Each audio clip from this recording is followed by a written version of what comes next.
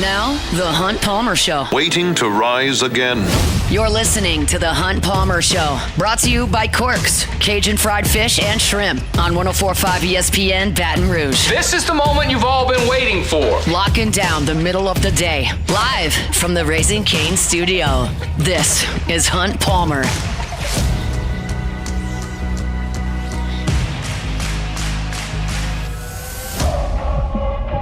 Welcome in! Hunt Palmer coming to you from the Raising Cane studio downtown in the capital city on this Friday. Means we're brought to you by Corks, Cajun fried fish and shrimp, working towards the weekend. I hope you've gotten to that finish line. If not, we'll get you there on 104.5 ESPN Baton Rouge. Jordan Kitchens, Taylor Sharp back there on the ones and twos, and we're fired up. You are here.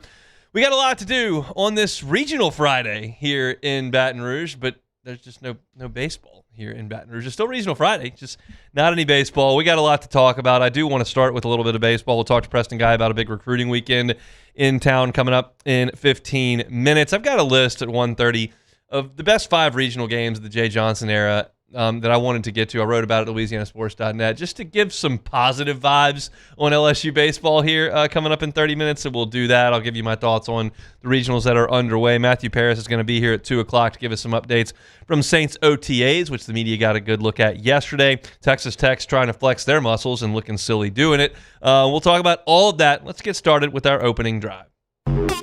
Welcome to the big league. It's time for Hunt's Opening Drive. Presented by Fabry Chevrolet GMC in St. Francisville.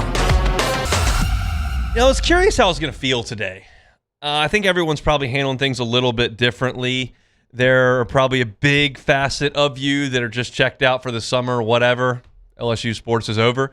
There's probably a facet of you that are going, man, I'm just sick watching this tournament and LSU is not in it. That just disgusts me. And then I kind of find myself, I was curious how it'd feel today when it started. On Monday, when they did the selection show, I was kind of bummed, but I was curious. I wanted to see how things shaped out, and I was interested watching the selection show without focusing laserly on where LSU was going to be sitting. And I found myself, as the action started today, curious how my emotion would be. And I'll tell you, East Carolina and Tennessee are playing a whale of a baseball game right now. It's the bottom of the 7th inning. Both teams have had runners at third base thrown out, one trying to score, one going back to third base and scoring opportunities. It's been an awesome game. Milwaukee is just teeing off on Auburn. They just scored again. It is 7-0 Milwaukee, who opened the season here, and I've kind of enjoyed watching the intrigue of that. I'm enjoying it. My heart was not broken last week. My heart was not broken on Monday. My heart was broken in late April. So I've recovered. I'm back at it. I'm out here. And I'm enjoying watching the baseball. I'm going to watch a lot of baseball this weekend. I'm going to watch a lot of baseball next weekend. And I'm going to watch the College World Series, and I'm excited about it. I don't have that feeling that I had, honestly, 2 years ago. In 2024, when LSU got Gage jumped to the mound in Chapel Hill, had a chance to win that regional, and came up short in extra innings. And the next weekend, I remember being at my wife's cousin's house. We were at their pool. The kids were swimming and whatever, and they had the Supers on. And I don't remember who Georgia was playing. They lost. Virginia, maybe? I'm not sure. It doesn't matter. But I was watching, and I just couldn't watch it. I was like, I hate this. LSU just lost a Monday finish, heartbreaker. I can't do this. I don't feel that way today. I feel like I want to watch some baseball this weekend, so I'm excited to do that. But LSU won't be playing. What will be the case is that LSU is going to get its summer assignments together. And I want to talk about 3 guys who I think have a big summer ahead of them. Now, keep in mind, there was a time where everyone went off to summer ball. You either went to Cape Cod, or you went to the Northwoods League, or you played for Team USA, or you did both of those with Cape Cod and Team USA. Everybody just played. Pitchers went out there and got some innings. That's just what you did in the summer. And things have been scaled down significantly, especially at LSU. Jay Johnson is very careful with his guys in summer ball. Derek Curiel did not play summer ball last year. Kason Evans was shut down last year in the summer after a long, hard season as a freshman. William Schmidt didn't play any summer baseball. He just went and worked on his game with some mechanics. So it's not like everybody goes off and plays. And I don't have right now a perfect list of LSU summer assignments as a 3-run home run by Milwaukee, who's now up 10-0 at Auburn in the 3rd inning. Can't believe it. But back to LSU. I don't know exactly what everybody's going to do. I'm going to find out, and I'll publish it what I know at LouisianaSports.net. But I don't know where everyone's going. I don't know what the plans are for everyone. But I still think that there are some development things that are going to happen over the course of the next 5 months. I'll lump in summer with fall ball. And it's important for these 3 guys that I singled out over at LouisianaSports.net. And the first one, I think, has the biggest summer ahead of him because he didn't play that much. He's not a pitcher, and he's got to get reps, and it's William Patrick. Like, this is a huge summer for William Patrick. He did everything at St. Frederick. It was a 1A school in Monroe. He played football where he was a wide receiver and a free safety and a punter. He competed in track. He did the long jump and the 4x100, and he played baseball. So you're talking about a 3-way football player, a 2-way track guy, and a baseball player. He has never focused on baseball in his life. And now it's just baseball. And guess what? William Patrick does not have to put on a bunch of weight. Like William Schmidt sat here in the studio with Matt Moscone's like, I was just drinking Smoothie King 4 times a day. Like, just trying to put on calories. Like that's one way that you've got to improve. Some guys got to put on weight. Some guys have to learn a new position, and we'll get to that. All William Patrick really needs to do, he's already big and physical, and he already knows how to play the outfield. He's got to hit. He's got to hit and hit and hit and hit and hit. And the example I always use all the time, because I think it's apt, and it's the best example of success, is Andrew Stevenson. Andrew Stevenson came in to LSU and hit 193 on the 2013 team that went to Omaha. 193 for the season. Well, did he play 10 games? No. He played almost all the games. He was the center fielder for the last 2.5 months of the season. He hit 193. He went to summer ball, and I was watching, and I was pulling up the stats. This is right in my young sports writer days where that's all I was doing was watching statistics and stuff. And I was like, he's hitting a ton in the summer league. And he came back as a sophomore and hit 335. As a junior, he hit 348, and he made the big leagues. And Andrew Stevenson, it's STM, was a wide receiver and had never focused on baseball. But you know how good an athlete he was. He's the best example of this. And I think William Patrick has some of those traits where he's a really athletic guy who's never focused on baseball, who's got some tools and got some playing time as a freshman but didn't hit a ton. William Patrick this year had 41 at-bats. He had 15 strikeouts, 5 walks, and 1 extra base hit. Like, he was overmatched at the plate. He's got to go hit. I don't care if it's the Northwood League. I don't care if it's Cape Cod.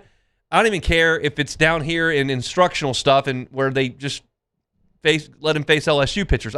He's got to hit a lot. And I think that's something that's going to happen. I would bet William Patrick gets a full summer in. He won't play 40 games, but I bet he plays a lot and hits. It's a big summer for William Patrick. The next one, I don't know what they're going to do with him because they are very, very particular what they do with their pitchers. Maverick Rizzi went up there and made a couple of outings on Cape Cod last year, but they don't generally overextend pitchers. As I mentioned last year, Kason Evans was shut down. William Schmidt did not play in any games. Reagan Ricken, I'm intrigued by, and he only threw 19 1/3 innings. So it wouldn't shock me at all if they got him 15 to 20 innings over the course of the next 2 months. I think that's a reasonable thing for him to do. He walked 11 guys and hit 7. That's 18 free passes in 19 innings. That's just not good enough. He's got to hone in his command.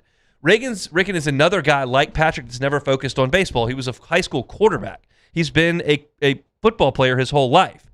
He is a guy that's going to put on some weight. He's 6'5", only 218. Not hard to see him at 6'5", 230. And the velocity will come with that. But he needs to hone in his delivery, needs to hone in his strike throwing. And that's something you can help do in the summer that are very low-stress innings. Yeah, the guys would like to win the game on that Tuesday night in the Northwoods League somewhere in Iowa or on Cape Cod. You'd like to win on Tuesday, but it's not as big as the regional that we're watching here. So it's low stress. You can work on your mechanics. If you want to throw a bunch of fastballs, throw a bunch of fastballs. You want to throw a bunch of changeups, throw a bunch of changeups. But I think Reagan Ricken can help, and he's coming into a situation next year where there is not one spot on the entire pitching staff, not one, that is nailed down. None. So it's all out there for you. And I would like to see him get into the mid-90s, put on some weight, and throw more strikes. And I think at that point, you're looking at a really, really positive pitching prospect that LSU has in its system. So those are the first two. And the last one is Mason Braun. You're going, Mason Braun? Like, he just hit. He went like crazy. He did. He had a great season. Talking about a guy who hit over 300 in his freshman season. He had some huge weekends. this year against good competition. He had 5 hits against Florida. He had 4 hits at Georgia. He had 7 hits at Mississippi State.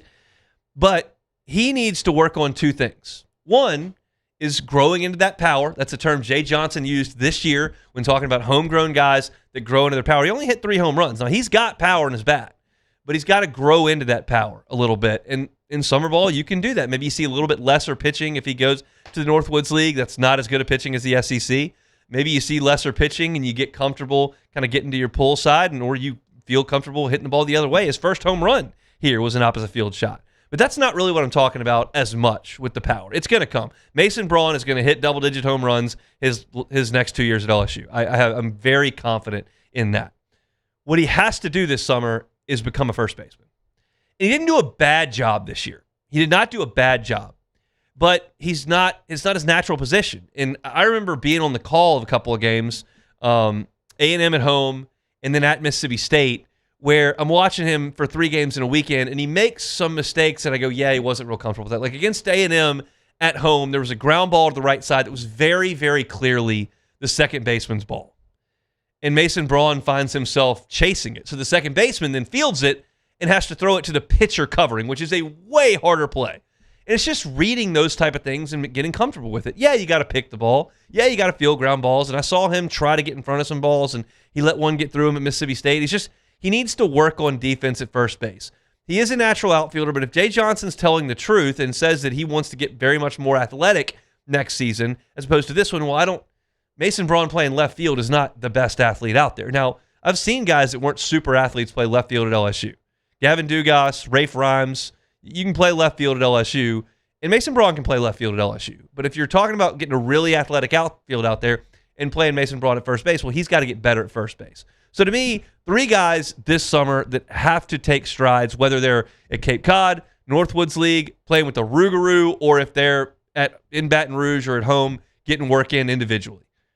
Reagan Ricken, William Patrick, and Mason Braun. And it's all different things.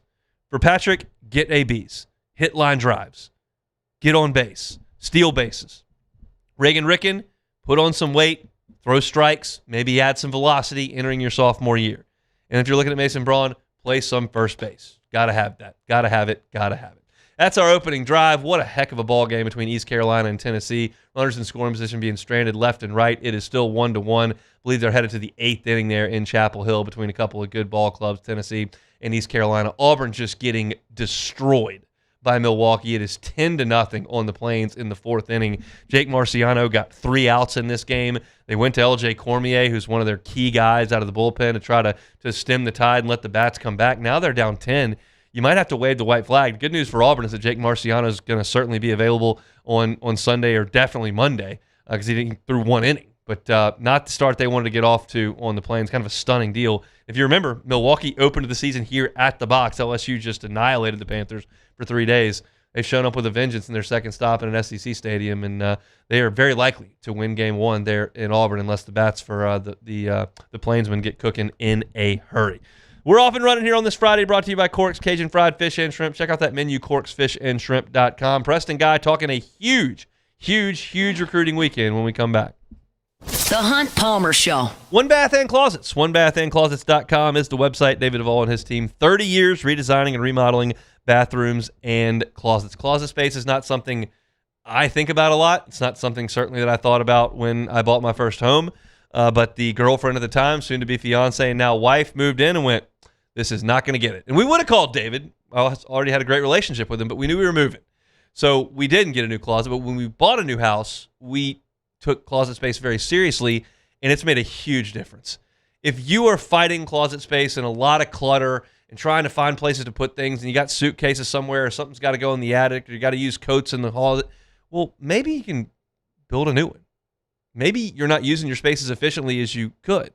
If that's the case, contact David and sit down and have that free consultation. Again, it doesn't cost anything to talk to David. If you're worried about payments, financing is available, 0% up to 18 months. It's One Bath and Closets. Find them online, onebathandclosets.com.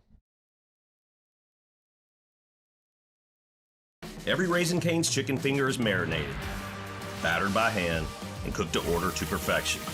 We don't have heat lamps, because when you make it right, you can taste it in every bite.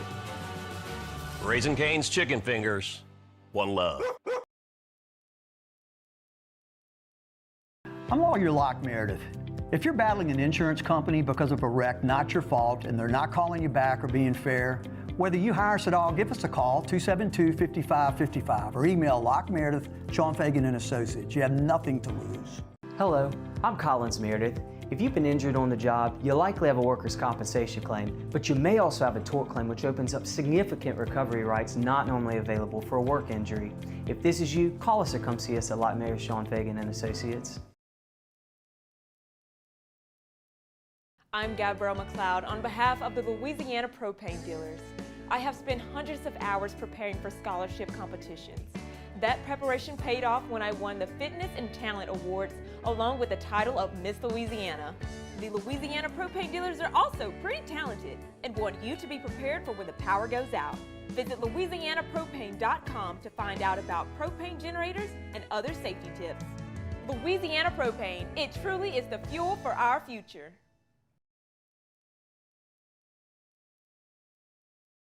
After a decade of working in private duty nursing, I know how hard it can be to find compassionate care for the ones that you love the most. So I started Decision Critical, a premier concierge nursing agency, so we can take care of you wherever you are.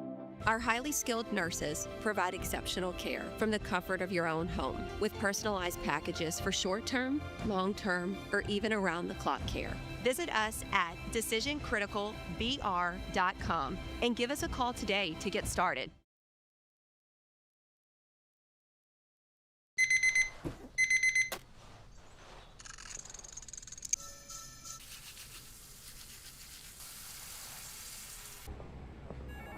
Sometimes you ignore the signs, even when they're right in front of you. Problem gambling isn't always easy to spot. Know the signs. Set your limit. Learn more about healthy gambling habits by visiting us online or text or call for free confidential help now.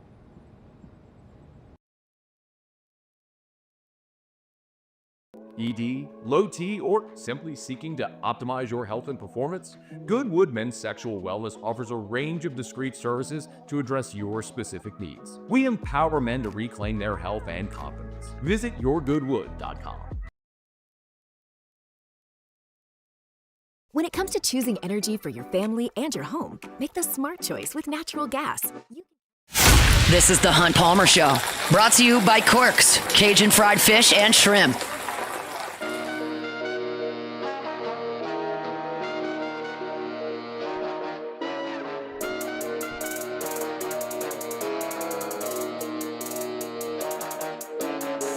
We will certainly talk some football on this Friday. Got Saints OTA report coming up in about 40 minutes. Matthew Paris from The Advocate will jump aboard at straight up 2 o'clock. Right now, let's talk some recruiting. Preston Guy, TigerBait.com. Good enough to join us as he does on Fridays. Preston, how are you? Hunt, how's it going? It's going quite nicely. Coach O's already taking pictures with 5 stars. You surprised? You know, this is the kind of weekend that Coach O just lives for. I imagine that this is like getting a hit of your favorite substance this weekend for Coach O. He's just been yearning for it, and he finally gets his chance to go at it. Easton Royal is one of the guys that's on campus. Obviously, there's been a lot of buzz around the New Orleans product who's been committed to Texas for some time now. What's your read on that situation currently? Yeah, committed to Texas. I mean, he's every bit of a 5-star, number 1 wide receiver in the country. Claims he runs a 4.29 40, and at the Louisiana track meets, he ran a 10.17 100-meter yard dash. He's muscular, chiseled. The film is there.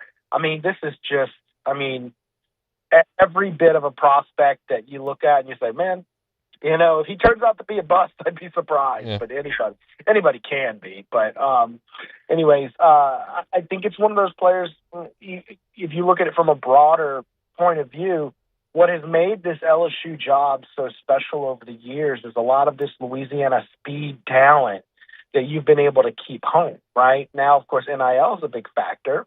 And, of course, LSU, Billy Glasscock, they're going to have to open up the pocketbook if they want to keep this kid home, which, you know, that with Lane Kiffin and Billy Glasscock's recruiting strategy, you know, they've liked to use their money for the portal and, you know, take in high school kids with scholarships and develop them, right? Well, this guy might be the exception. So I do know he seems to be very interested in LSU. They've got Coach O on it. He's very much so aware of LSU's history with wide receivers. Obviously, he's from Brother Martin, 75 minutes up the road from LSU. They're going to do everything they can to roll out the red carpet. I just don't know if a red carpet's going to be enough. You're also going to have to open up the Chase account as well. So as far as Royal in Texas goes, I know the recruiting game has changed, but Texas was not a team that came into Louisiana a lot over the last 15, 18 years. A&M has done it recently, certainly with Jimbo, and Bama was there a lot with Saban. But it's not a school that's been in Louisiana a lot. Now, in recent years, they've gotten a couple of guys. How do you feel? How important is it for LSU to fight off Texas for Easton Royal in that they don't get significant inroads in the state? Yeah, I mean, that's going to be NIL all of a sudden rolls around, and then Texas starts poaching a few guys. I think in like the 10 years before, I can remember one recruit, maybe Toshiro Davis, who flipped on signing day. Yeah. But for the most part, it was basically Nick Saban as the consistent threat coming in. Every once in a while, you'd have to fend off, Miami or Florida, but it was mostly LSU and Alabama in for these guys for 10 years. Yeah, I mean, this is, I don't know if this one recruit's going to change that culturally or not, but it would certainly be a big one to bring in and set the tone that you are going to lock down your own state. Worth noting this year, you're going to miss on Elijah Haven. He doesn't fit in the scheme. They don't think that, they want to invest the $5 million or whatever it might be they might need to be to get him. They're going with Pop Houston instead. So you're missing a 5-star player in your home, not home state, home city. Yeah. You got Hudson on board, Albert Simeon. You're obviously going to work to get from North Louisiana. This is going to send a strong message this year. Is LSU willing to do what it takes with this new coaching staff and invest to keep its top Louisiana players home, or are they looking at this as they're going to do it the same way they did it at Ole Miss? Are they going to, recruit decently out of high school and use their money for the portal? Well, one decent recruit out of high school would be Jalen Brewster, who's the number one player in the country for 2027, 5-star defensive lineman. He is here as well. He's committed to Texas Tech. What can you tell us? Yeah, he's definitely committed to Texas Tech. Again, just similar to Texas. When a kid's committed to Texas Tech, they've got excellent financials. He's also from Cedar Hill, Texas, so have a home state play there for Texas Tech. Recently, LSU's been considered a distant outsider. I think getting this kid to flip would require a steep investment, but getting one of his 5 official visits tells you a lot. Tells you that he likes you, he's interested in you, and you're going to have a chance to get a good, solid at-bat at him this weekend. And I don't know that necessarily a few months ago you were one of the short-list schools you were talking about for him. Xavier Saab is a wide receiver that I'm not as familiar with. That's a new name as far as my eyes are concerned. What can you tell us about the wide receiver? Well, LSU offered him literally the first time 3 weeks ago. Okay. So LSU's just kind of coming out of completely left field. I almost wonder if that means that confidence in their ability to flip Easton Royal, maybe they're looking to develop a backup plan and invest those funds that they have offered to Easton Royal and shift them toward his, another highly recruited receiver. It's currently, Penn State, Alabama, and Rutgers as the homeschool team. He's visited Rutgers like 10 times or something like that, but we see that a lot with the local school. It's just so easy to drive up the road and take a visit. So LSU right now, outsider looking in. Again, another kid where you've got an opportunity to swing for the fences. And another 5-star, there's a lot of them on campus this weekend. It's a star-studded visitor list, is Abraham Cisse, who is not considered, I would necessarily think, a lean towards LSU, but he has shown up a couple times. Yeah, no, it's his second visit in the last 60 days. That's a big deal. But I've been talking with some Notre Dame sources, and they feel very confident. There was a little bit of disappointment that he didn't commit to Notre Dame before he started taking official visits. So maybe there's a door cracked, but I'd say the door's cracked. It's not wide open, right? I still think Notre Dame's the heavy favorite. If anything, LSU might be, looking to take a half-court shot with this guy. Of the guys we've talked about, I feel the least confident in LSU to land him, even though he is uncommitted still. I still feel like Notre Dame stands in a really good spot to get him. Now, Marquez Davis is a 3-star, but I checked his profile. He's 6'3". And when he's a cornerback and Corey Raymond's interested, I go, okay, that makes a lot of sense. What do you feel about Marquez Davis from Opelousas? Yeah, what might be even a stronger resume builder is he's from South Louisiana, right? Yeah. And we've seen a lot of these kids who might not necessarily be super highly recruited, but think about like Malik Neighbors, not super high recruited, but he comes in that Acadiana area. Of course, Marquez Davis from Opelousas, same general footprint that Malik Neighbors came from. These guys, strong track record. It's something about the Boudin over there, man. Yep. And he's tall. Corey Raymond likes him. Corey Raymond has certainly had an eye for talent and developed, quite a few low recruited guys. I'm trying to think who it was. Mo Claiborne was a 3-star prospect from North Louisiana. And Corey Raymond had his eyes all over him and turned him into a first-round draft pick. So that's the guy. If you're going to land a commitment this weekend, that would be the one where I would be most certain about that. Yeah, as far as these big-name guys goes, you feel like it would be unlikely that anybody would pop this weekend. It's just kind of a shot for LSU to position themselves as you move forward.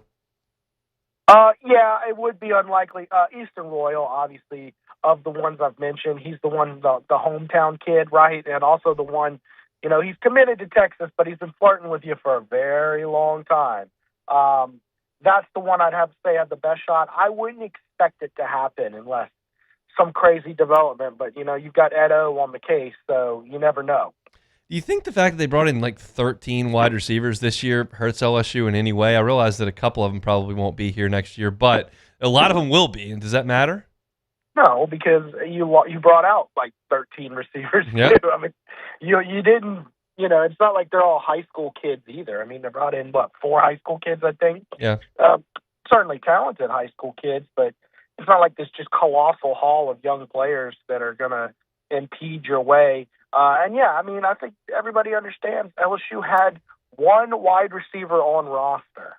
What else are you going to do? Are you gonna roll out? All right, we got 4 high school kids and one kid returning. We're gonna roll in with 5 wide receivers and maybe a walk-on can fill in the role or running back, kind of like back in the 2010 days, like what they do. Like, this room kind of sucks, but we got a walk-on we feel pretty good about, like this Andrew Hatch kid. Yeah, he can do it. Yeah, we believe in him. Like, you would never see Andrew Hatch ever open a season as your starter in 2026. But I don't think that's going to inhibit anything. Well, Preston, enjoy the weekend. I know you'll all be all over it at TigerBait.com. We'll talk next week. All right, thanks for having me. Preston Guy with Tiger Bait with us every single Friday. And our Friday show is brought to you by Corks, Cajun Fried Fish and Shrimp. Check out the menu, corksfishandshrimp.com. We'll take a time out. We will come back. I want to go down memory lane, so we'll do that next.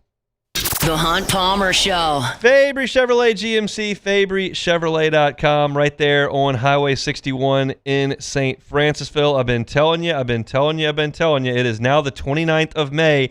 So you're running out of time if you want to get these incredible deals. If you want a 2026 Chevy Silverado at 0% APR for 36 months, you got a couple of days to get by. That is a 2026 Silverado at 0% APR for 36 months. Looking for a 2026 GMC Sierra 1500 at 2.9 for 72 months?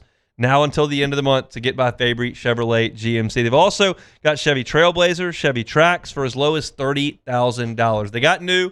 They got pre-owned. They got SUVs, trucks, sedans. It's all there at Fabry Chevrolet GMC. You can see the entire inventory online at FabryChevrolet.com, but I highly suggest you go by and see them in St. Francisville on Highway 61. You'll get that great customer service, great buying experience, and that service that comes after the sale. It's Fabry Chevrolet. Check them out online, FabryChevrolet.com. At Bayou Automotive, we believe in a sales process that puts you first. We want you to experience an easy purchase with clear pricing and great service. Let Bayou Ford and Bayou Chrysler Dodge Jeep Ram be your trusted partners in finding your perfect vehicle. The crew at Bayou Automotive is going to do right by you. Transform your living space with Lacoste & Young Remodeling and take your home from outdated to outstanding. Redefine your kitchen for the ultimate culinary experience, or elevate your daily routine with a spa-worthy bathroom retreat. Our skilled team brings 3D modeling to life to ensure your vision becomes a reality. We believe luxury should be accessible and offer tailored solutions to fit your budget without compromising quality. So contact us today for a free estimate. Lacoste & Young Remodeling, providing perfect solutions for your dream home.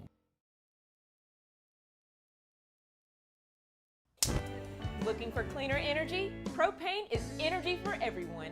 And when you're cooking with clean, affordable propane, you're cooking with gas. In the wintertime, nothing heats a home like Louisiana propane.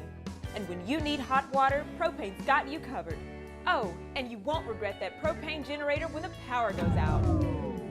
I'm Miss Louisiana, Gabrielle McLeod, and to find more information and to find a propane dealer near you, visit louisianapropane.com.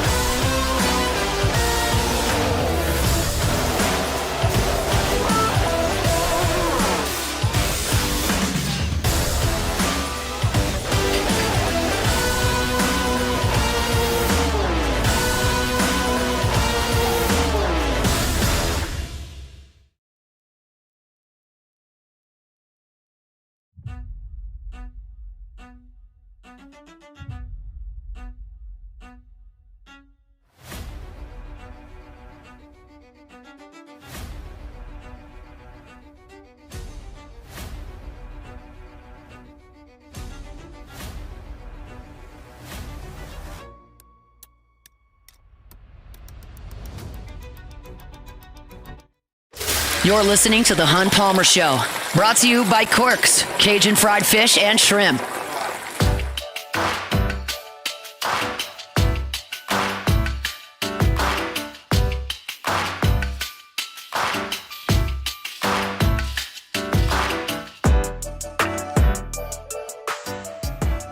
GoTro's Outdoor Power, GoTrosOnline.com, GoTrosOnline.com. Want to get that zero-turn mower? Look no further. GoTro's Outdoor Power. Got a property to manage?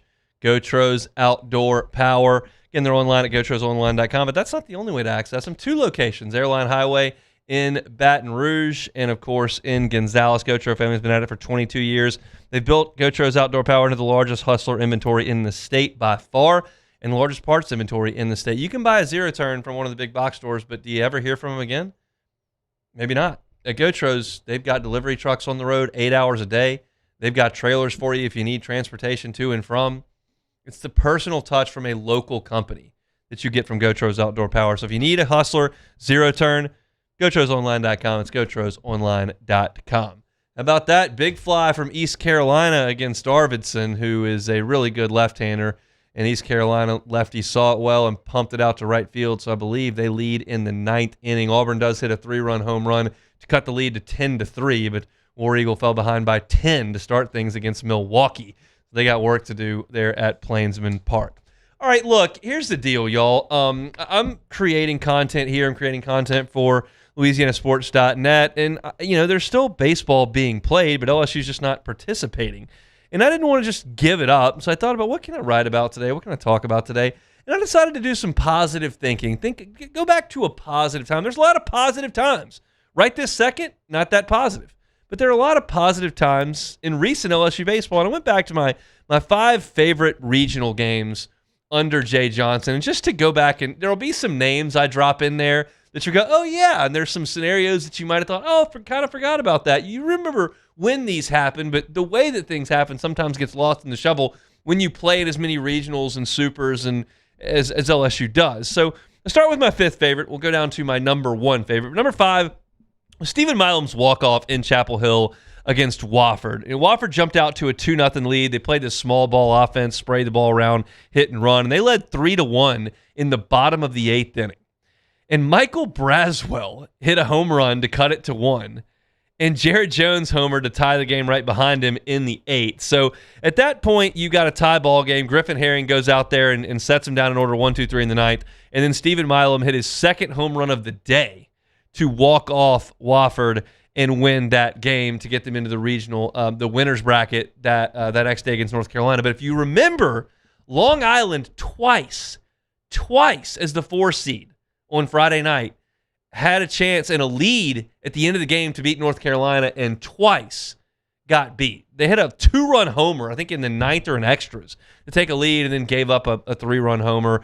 Like they had a chance. And if Long Island wins that game that Friday night, I think LSU is hosting a super against Ole Miss. So didn't happen, but Stephen Milam, no, it wouldn't have been against Ole Miss. It would have been hosting against somebody. Ole Miss was in 22. But Milam hit a walk-off in 2024. That was number 5. Number 4, this one does get lost in the shuffle, I think. It was truly one of the most absurd things I've ever seen. It was the first year Jay Johnson, 2022, and Kennesaw State led LSU 11-4 in the bottom of the 8th inning. 11-4. And LSU scored 10 in the 8th inning. 10. It started early and it kind of got some things going, hit a couple singles, but you're down 11-4, and then finally they get Cruz to the plate and he hits a 2-run double to give LSU the lead. Earlier in that game, in that inning, Trey Morgan had a 2-run single. It was the biggest comeback in the postseason in LSU history, and they ended up adding on and beating Kennesaw State in just a ridiculous Friday night game in Hattiesburg. And then the next night is number 3.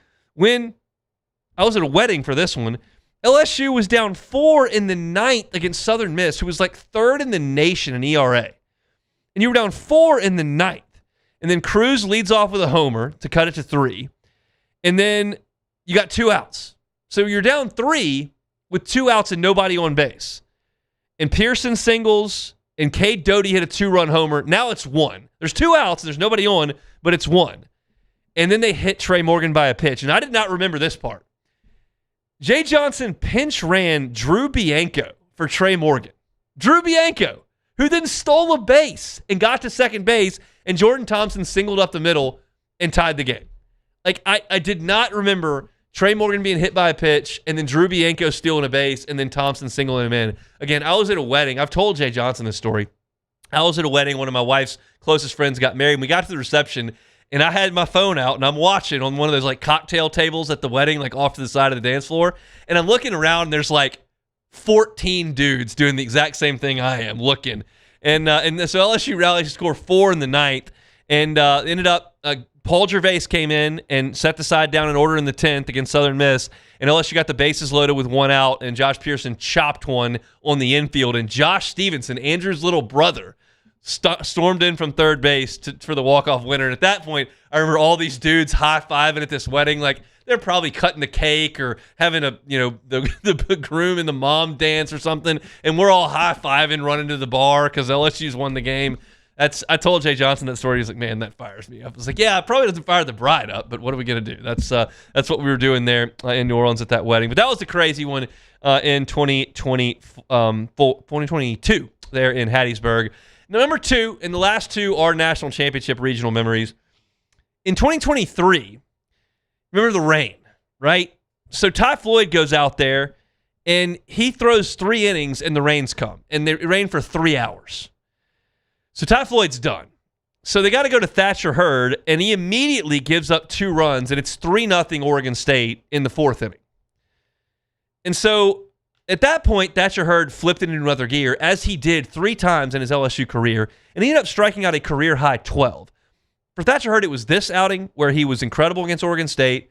It was obviously Game 3 it was 4 times against Wake in the elimination game, and then against Florida in Game 3 of the final, he was awesome. Then he was fantastic in Chapel Hill in the game that LSU had to win to get to the final. They had to win on Sunday to get to the Monday game. But in this game, he strikes out 12.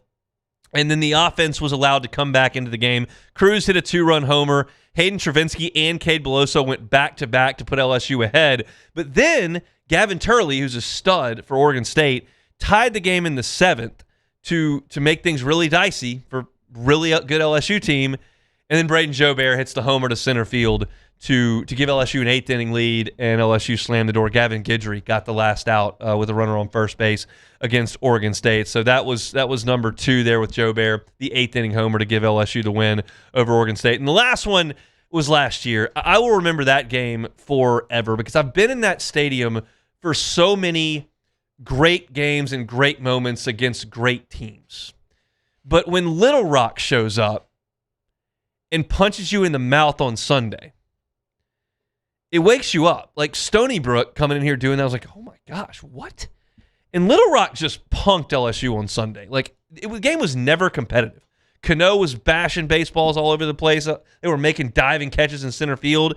And then they come out and score 5 in the second on Monday in the game 7. So it's 5-1, and I'm in the press box, but you can sense the tension. It was not, no one had given up. Everyone was well aware that LSU, with Jared Jones and Ethan Fry and all these dudes, could come back from 5-1, 4 runs down in the second inning against Little Rock. But it was uncomfortable. And LSU got the bases loaded right after that and popped up, so they didn't score. And they loaded the bases the next time and got the 2 outs.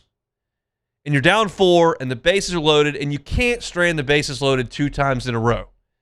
And Ethan Fry pumps the double into the right center field gap. That was as big a swing as LSU got the whole season. It completely changed the mood in the box. And at that point, everyone in the Little Rock dugout knew, uh-oh. Everybody in the LSU dugout went, okay, let's go. And everybody in the stands went, we're going to win this game. And that was a huge, huge swing from Ethan Fry, who, by the way, homered in the first inning of that game and was in the middle of everything that LSU did all night long. Now, Luis Hernandez tied the game in the 6th with a home run. Because remember, that double by Fry only brought it to 1. And then Hernandez homered in the 6th.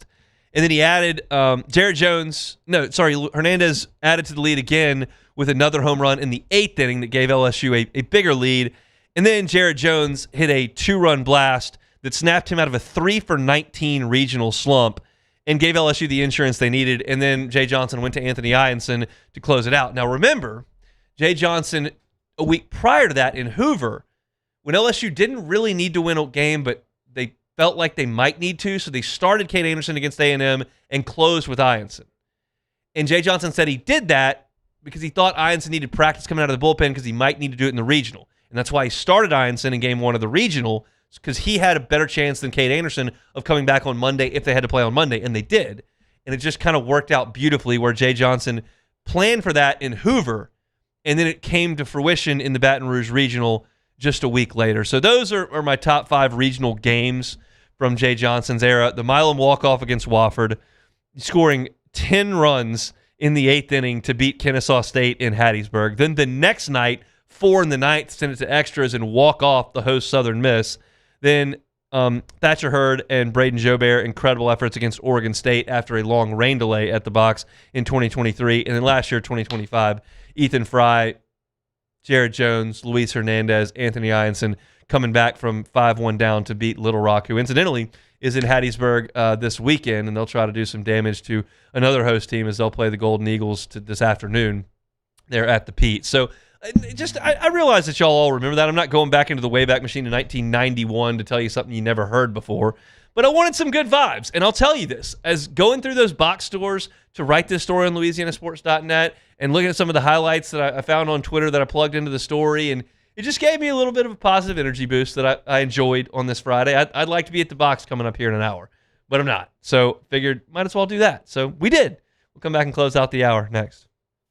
The Hunt Palmer Show. Swing Easy Golf Club in Baton Rouge. SwingEasyGCBR.com is the website. Don't have a tee time for tomorrow, but you'd like to play some golf. Don't have 5 hours, but you'd like to play some golf. Not confident in the weather, but you'd like to play some golf. Well, you can at Swing Easy Golf Club. You can play Pebble Beach. Play Cypress Point. TPC Sawgrass. They got that tournament where they give the jacket out every year. You can play that course too. Test your skills. It's really realistic. I love it. You hit tee shots, you hit iron shots, you chip, you putt. It's a great time. So if you want to work on your game, you can do that. If you want to grab a couple drinks, turn on the regional baseball and crank some tunes and just hang out for a couple hours, you can do that as well. Become a member at Swing Easy Golf Club. It's a great spot to work on your game and have some fun on Saturday when you don't have to worry about the weather or 5.5-hour golf rounds. It's Swing Easy Golf Club. They're on Siegen at Perkins. They're online at swingeasygcbr.com. When it comes to industrial construction, River Parish Contractors can do it all. Mechanical, structural, custom fabrication, specialized welding, and turnaround services. Strategically located in between Baton Rouge and New Orleans, we have the local team with the experience and commitment to safety to manage the most complex industrial projects. Period. Here's the deal. Partnering with us means your project is delivered on time, on budget, and most important, safely. River Parish Contractors, let's get building.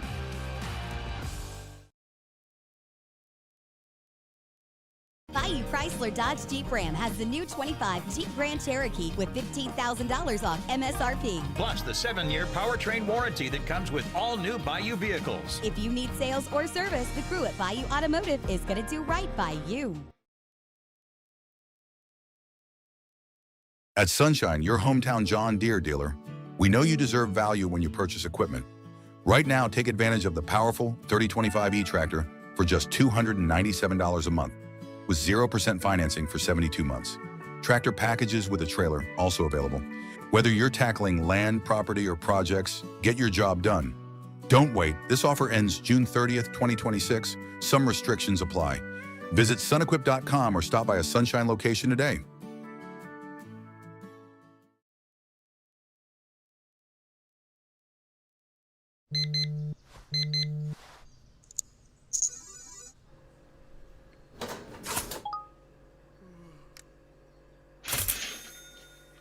Sometimes you ignore the signs, even when they're right in front of you. Problem gambling isn't always easy to spot. Know the signs, set your limit. Learn more about healthy gambling habits by visiting us online or text or call for free, confidential help now.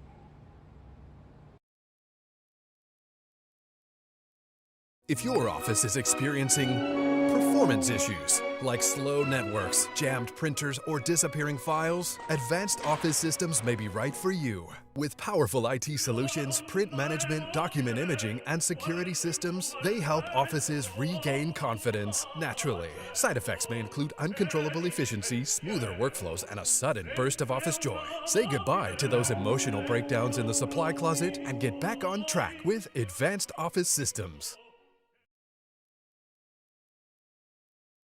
As a business owner, you're always focused on how you can improve the bottom line. Well, when was the last time you shopped your insurance coverage? Insurance Network of Louisiana can help. If you're a business owner, let my friends at Insurance Network of Louisiana see if they can find you better coverage for less money. They always offer exceptional customer.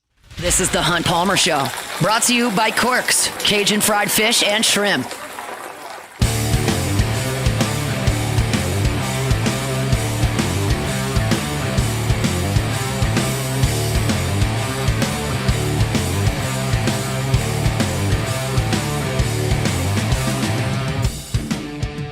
In about 12 minutes, we'll talk to Matthew Paris from NOLA.com and The Advocate about Saints OTAs. Media was allowed to watch yesterday. Matthew was there as the rest of his beat mates, a lot of them are across the pond at my buddy's wedding. My entire Reveille staff when I was at LSU is there in Rome with one of our buddies getting married. And a lot of them cover the Saints. Cat Terrell is there. Luke Johnson is there. So we'll talk to Matthew Paris coming up here in 12 minutes about what he saw yesterday down in Metairie. I want to remind you about the Highland Insurance Group, online at highlandig.com, highlandig.com. Hurricane season is upon us, right? And it's been quiet the last couple of years, and we hope that's the case for 5 more. But we know realistically it's going to catch up with us eventually. Make sure your property policy is in place. Make sure your buildings are evaluated properly. Your contents are valued properly. How did you come up with that number? Make sure your deductible is right in line with your risk appetite. Make sure you know that you're not going to incur co-insurance penalties that aren't going to allow you to get your full payout. Make sure that your business interruption limit is properly set so if you can't work because your building's not functional, that you're still making the income and able to meet your expenses that would generally happen if you were up and running. If that's stuff that you're not certain about right now, The time to think about that is not when the storm's in the Gulf. It's right now. So contact the Highland Insurance Group online at highlandig.com. Talk to Jonathan Carbo and his team. They have dozens of markets that can help you out with the property policy that fits your risk appetite properly. They can do that for you. It's the Highland Insurance Group. They're online at highlandig.com. There is some phenomenal baseball going on right now across the country. Liberty and Boston College are in the bottom of the ninth from Athens. And right now, Liberty has got a 4-3 lead. Kentucky and Wake Forest are tied at 5 in the ninth. Wake hit a home run to tie that game in the ninth inning. East Carolina is trying to finish off Tennessee. Right now, there are 2 outs and nobody on in the ninth. It's a 2-1 East Carolina lead, so I'll keep you posted on that as I'm watching it here in the studio. I've told you all a couple of times that it's been all Milwaukee there on the Plains at Auburn. Milwaukee's up 11-3 in that game. Florida not having any issues with Ryder right now. They're up 4-0 and held both of their front 2 starters. Texas is up 7-0 on Holy Cross. And oh my goodness, Tennessee has tied things up with 2 outs and nobody on in the ninth, a home run. The baseball is unbelievable right now across the country. Little old Little Rock, who I just told you about in the last segment, they just trail Southern Miss 3-2 right now in the 6th inning. Southern Miss better watch on Hel Cano and make sure he doesn't get to the dish. Kansas is elected to play the early game in Lawrence. They are up 4-2 on Northeastern in the 6th inning.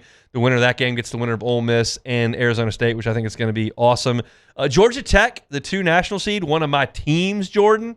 Georgia Tech, not having a lot of problems. 22-3 over Illinois Chicago in the 7th inning. They have 22 runs on 22 hits to this point against the Flames. So it's a wild day of regional baseball, which we're accustomed to around here. We just don't have it this year. I want to talk about a couple of regionals, and then we'll kind of drop a little bit of the baseball for a while. A couple of regionals that I'm feeling some way about. I think A&M is not in trouble. I don't love their matchup because A&M does not have a starting pitcher. Like Shane Sadeo is going to go today against Lamar. He's not very good. And Landon Sim has been kind of their guy, but he's banged up, and I don't know how available he is. They don't have a starter. Now, their lineup is sick. I mean, they've got guys for days. Grahovic's awesome. Sorrell's awesome. We saw the freshman Wilson hit 3 or 4 home runs in Baton Rouge. Partita's a great freshman at third. Like, they can hit like crazy, but they don't have a pitcher. And USC does. They've got a first-rounder in Mason Edwards, who they are not pitching today. So if USC wins today over Texas State in College Station, I like USC against Texas A&M in the Saturday night game, and that would make things really difficult on Texas A&M. Now, they can hit their way in that ballpark with those fans through a lot, and they're probably the favorite to win it, but I like USC potentially in College Station. That's a 2. Another 2 I like is Ole Miss. Ole Miss is throwing Hunter Elliott today, and they will have their option tomorrow if they can beat Arizona State against Nebraska. Against Nebraska. Lawrence is Arkansas. So if Ole Miss beats Arizona State today, they've got Rabe or Townsend ready to go on Saturday night against Nebraska, a team that doesn't host a lot, hasn't hosted in years, and I just like having that 1-2 punch. And so for the same reason I don't like USC, because they don't have that, I love Ole Miss because they do. Now, anything can happen. Auburn sent their ace out there against Milwaukee, and he got 3 outs, gave up 4 runs, 5 runs, and was out of the game. Then they went to their top reliever, and he got ambushed and was giving up bombs to center field, and they're getting crushed by Milwaukee right now. So you never know.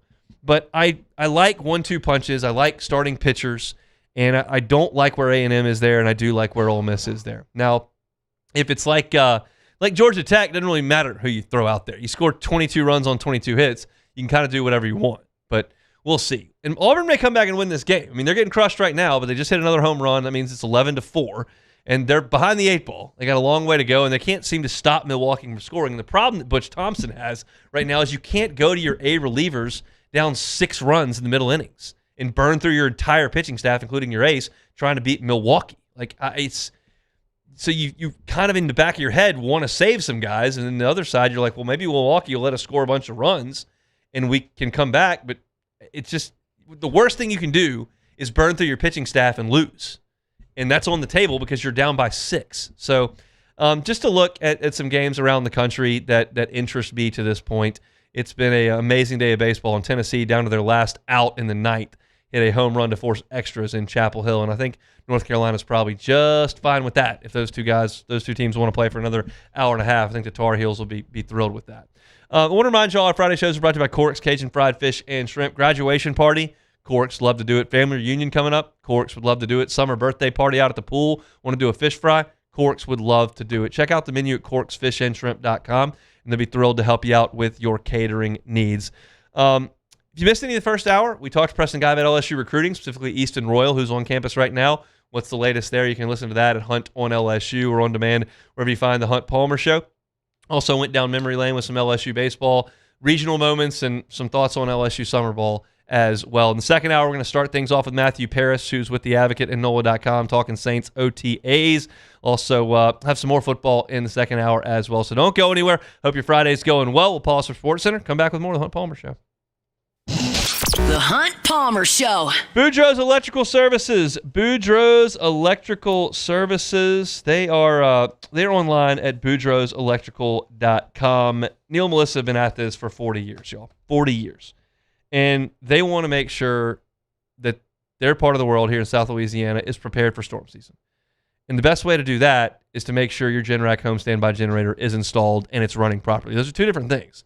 One, get it installed by the local company, Boudreaux's Electrical Services. Two, make sure it's being mechanically tended to and monitored so that if there is a mechanical issue, which can happen, you've got a local team that can come out, take care of it so that when your power does go out, whether it's a storm of hurricane proportions or if it's just one of those afternoon storms that we get, you're taken care of. Give them a call at 985-397-1562. That's 985-397-1562. Or the Gonzales location, 225-393-89. It's Boudreaux's Electrical Services. They are online at boudreauxelectrical.com. Transform your living space with Lacoste & Young Remodeling and take your home from outdated to outstanding. Redefine your kitchen for the ultimate culinary experience or elevate your daily routine with a spa-worthy bathroom retreat. Our skilled team brings 3D modeling to life to ensure your vision becomes a reality. We believe luxury should be accessible and offer tailored solutions to fit your budget without compromising quality. So contact us today for a free estimate. Lacoste & Young Remodeling, providing perfect solutions for your dream home. Bayou Chrysler Dodge Jeep Ram has the new 25 Jeep Grand Cherokee with $15,000 off MSRP. Plus the 7-year powertrain warranty that comes with all new Bayou vehicles. If you need sales or service, the crew at Bayou Automotive is going to do right by you. Who bears the standard? Who sets the bar? It's not those satisfied by low-hanging fruit or by taking it easy. Now the standard is set by the best of us, by those who work hard. Dig deeper. Give more. At Sunshine, we're proud to provide John Deere products that work hard for you, the standard bearers. Find the dealer nearest you at sunequip.com.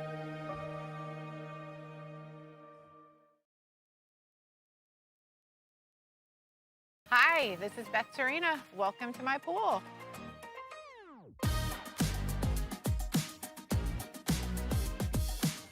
The first time I saw this beautiful pool, it exceeded every expectation that I had. They were able to get everything we wanted in this pool. It is a beautiful pool. We live out here, we eat out here, we watch TV out here. This is like our living room outside. We love this pool and everything about it. When we decided to build our pool, we called a great friend who is one of the best pool builders in the country in North Louisiana, and we said, who would you choose to build a pool in Baton Rouge?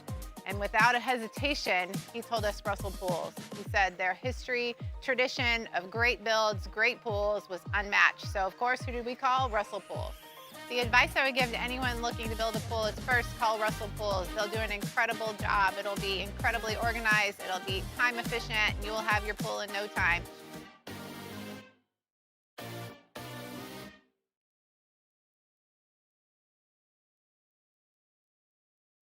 Hey, it's Matt Moscona. Look, back pain can sideline you from the things you love. That's why I trust Dr. Kevin McCarthy and the team at the Spine Center of Louisiana. Dr. McCarthy doesn't just treat symptoms. He gets to the root of the problem. From advanced injection therapy to minimally invasive surgery, they've got the expertise to get you back in the game. With 5 locations across Louisiana, including right here in Baton Rouge, quality care is close to home. Call the Spine Center of Louisiana or visit spinecenterla.com. Raising Cane's Texas Toast is a thick slice of bread, garlic butter spread, grilled to golden perfection, and made to order just for you. This is SportsCenter. I'm Nick DeLuca. Game 7 coming in the Western Conference Final. The Spurs all over the Thunder in Game 6 in San Antonio to force the series the distance. Victor Wembanyama huge in the win, putting up 28 and 10, facing elimination. Game 7 tomorrow night in Oklahoma City. Spurs assistant Sean Sweeney getting ready, then headed off to Orlando, finalizing a deal to become the Magic's next head coach. Has spent this season as San Antonio's lead assistant, ran the Spurs defense for Coach of the Year finalist Mitch Johnson this season, guiding an improvement from 25th to 3rd in the NBA's defensive efficiency rankings. The Knicks waiting on the winner in the West. Center Mitchell Robinson plans to play in Game 1 of the NBA Finals while wearing a brace on his hand after undergoing surgery on his broken right pinky finger. The Knicks will open the finals, their first since 1999, on Wednesday. Robinson averaging just over 5 points and 5.5 rebounds in 14 minutes per game this year. Hey, it's your resident Super Bowl champ Chris Candy coming up Monday. From the NBA to the NHL and everything else in between, I'll react to it all in my Upon Further review at 7 a.m. Eastern. It's Unsportsmanlike weekday mornings at 6, right here on ESPN Radio, ESPN2, and ESPNU. Now, The Hunt Palmer Show. Waiting to rise again. You're listening to The Hunt Palmer Show, brought to you by Corks, Cajun fried fish and shrimp on 104.5 ESPN Baton Rouge. This is the moment you've all been waiting for. Locking down the middle of the day, live from the Raising Cane studio. This is Hunt Palmer.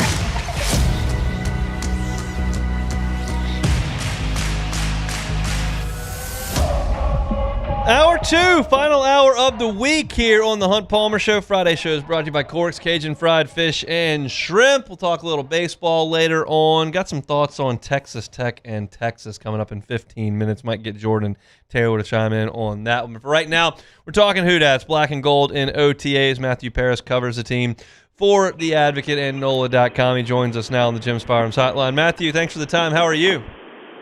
Hey, I'm doing great. Thanks for having me. It's our pleasure. Your entire beat went to a wedding in Rome, I'm told. Is that the case? You got nobody left? Some people did. Luke, my beat partner, and the cat from Dave Hellman for The Athletic got married over the weekend. So I know Dave well. We all worked at the LSU student paper together, and I wish him nothing but the best over there across the pond. But you're making things happen over there in Metairie. Let's not bury the lead. I want to talk about Tyler Shuck first and his role now as a full-time starting quarterback and how that looks different than it probably did a year ago this time. Yeah, it really is apparent. He's not only, I think you're seeing some more progress in his game, but beyond that, you really see him embracing the leadership responsibility of the face of the franchise title that he's kind of been given, and I really think you see kind of his leadership. He really takes it seriously. I mean, guys, we were talking to players yesterday after the OTA, and they just had his leadership has kind of been off the charts in terms of Zach Wood told Jeff Duncan, our columnist, that he's already determined that he's going to vote Shuck a captain come the fall. You would obviously hope your quarterback to be. And most quarterbacks are selected captain. But then again, the Saints didn't name a quarterback captain last year. So I just think it's reflective of kind of, the strides he's made, going to all these different events, but still focusing on his game. He said the difference between last year was night and day, and I think you kind of see that.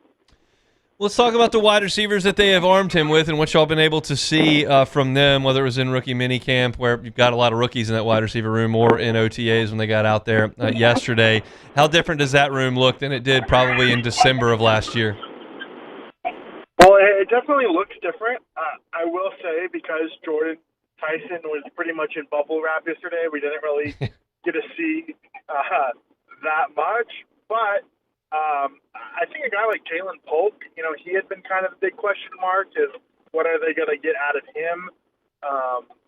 What can they expect? And he looked pretty crisp on some routes.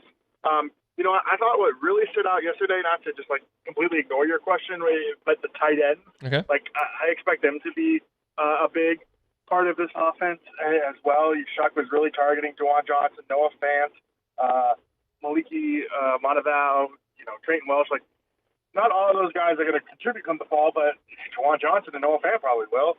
And so, I think the weapons around Shuck, wide receivers and elsewhere, I just think are generally improved.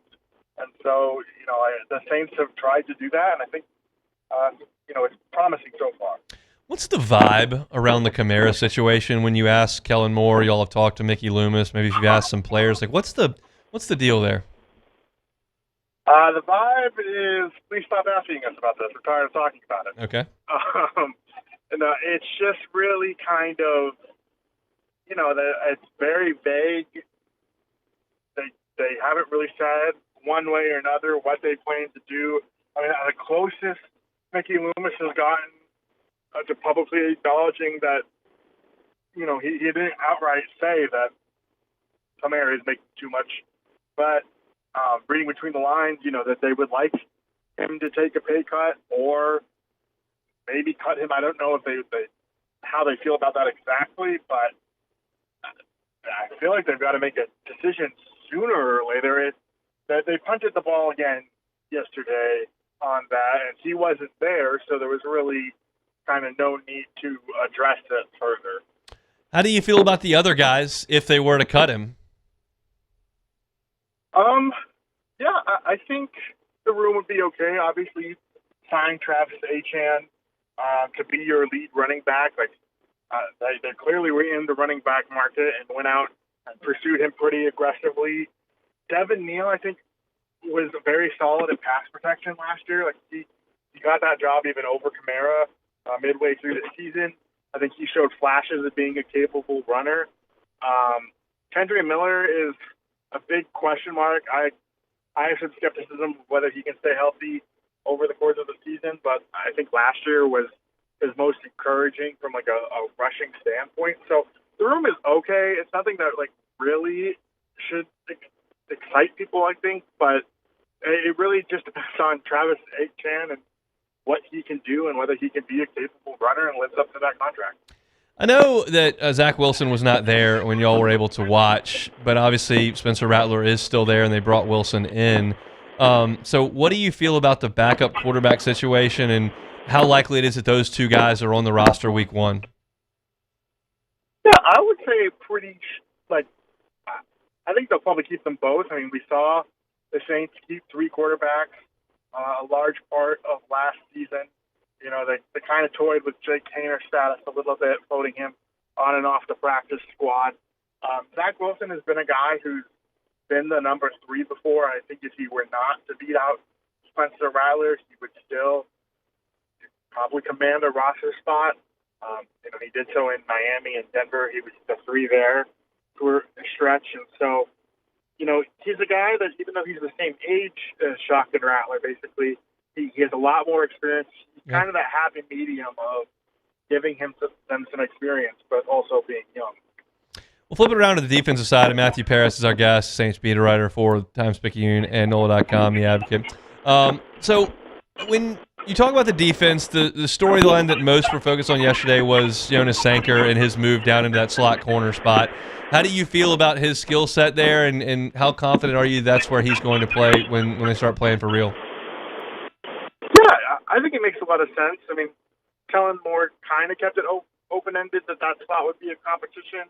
But I think there are reasons they gave him the first crack at it. Something Sanker was telling reporters afterward is that that start position on Brandon Staley's defense, you really got to be able to cover, which Sanker showed as a rookie that he could hold up well there. But you also have to be able to tackle. And you think about the strides that Alontae Taylor made throughout his Saints career. He really came on as a tackler as he got older. And I think, Sanker, he played a lot of box in college. He's a hard hitter. Like that suits him pretty well. And I get that why they went him. I think the other option that they could have done there is Julian Blackmon. But Julian Blackmon's injury history, I think, makes it a little harder to count on him over the course of the year. And with Sanker being younger, being healthier, that is such an important position for Brandon Staley's defense that you really, you train the younger guy and hope he works out rather than have Blackmon get injured and you're kind of scrambling later. Anything else from the interview sessions where y'all were doing locker room reporting and talked to Kellen Moore that has stood out? I know that they're out there in shorts a lot, and we're not diving into the trenches at this point. But anything that stood out to you over a couple of days? Yeah, I would say that from an interview standpoint, I think Chris Olave is in a really good space. Obviously he was there at OTAs.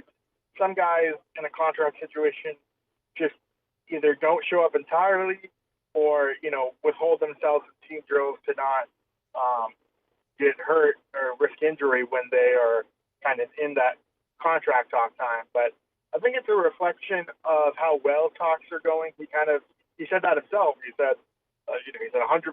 Like, he feels like the talks are going well.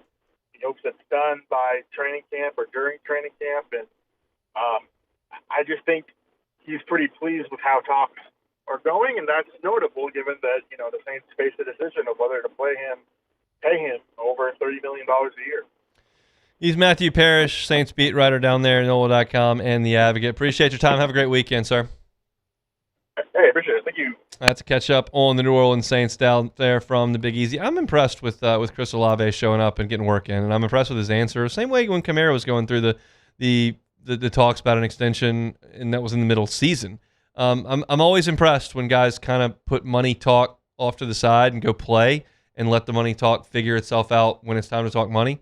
I realize it's a business. I realize it's their livelihood. It's a lot of money, and I don't want anybody taking $4 million off my table. I don't have $4 million on the table to take. But if I understand the premise, but that doesn't mean that I can't appreciate when the guys show up and get their work in. And Chris Olave is doing that right now for the Black and Gold, so certainly do appreciate that. Texas Tech's talking a lot of noise. We'll talk about that next. The Hunt Palmer Show. Last time I'll remind you from our friends at Ochsner that May is Stroke Awareness Month, and they want to remind you, as I have all month long, to be fast. Be fast is an acronym. For B, it's BE, balance and eyes. Fast, face, arms, speech, and time. Balance is a person unable to maintain proper balance. Eyes, person's vision affected. Are the eyes deviated to one side? Face, does the side of the face droop or is it numb? Arms, is one arm weak or is it numb? Speech, is the speech slurred? And time, if person shows any of these symptoms over time, even if they go away, you might need to get them to a hospital. So Ochsner wants to remind you to be fast. Of course, there are ways to help prevent strokes. Manage your cholesterol, get regular exercise, eat a healthy diet, avoid smoking completely, get treatment for circulation problems as well. These are all things that can help with strokes, and all month long in May, we've been reminding you to be fast. That's from our friends at Ochsner. When it comes to industrial construction, River Parish Contractors can do it all. Mechanical, structural, custom fabrication, specialized welding, and turnaround services. Strategically located in between Baton Rouge and New Orleans, we have the local team with the experience and commitment to safety to manage the most complex industrial projects. Period. Here's the deal. Partnering with us means your project is delivered on time, on budget, and most important, safely. River Parish Contractors, let's get building.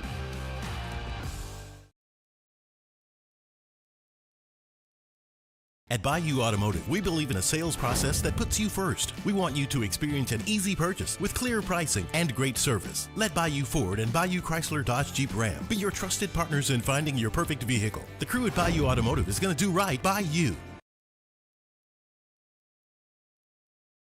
At Sunshine, your hometown John Deere dealer, we know you deserve value when you purchase equipment. Right now, take advantage of the powerful 3025E tractor for just $297 a month. with 0% financing for 72 months. Tractor packages with a trailer also available. Whether you're tackling land, property, or projects, get your job done. Don't wait. This offer ends June 30th, 2026. Some restrictions apply. Visit sunequip.com or stop by a Sunshine location today.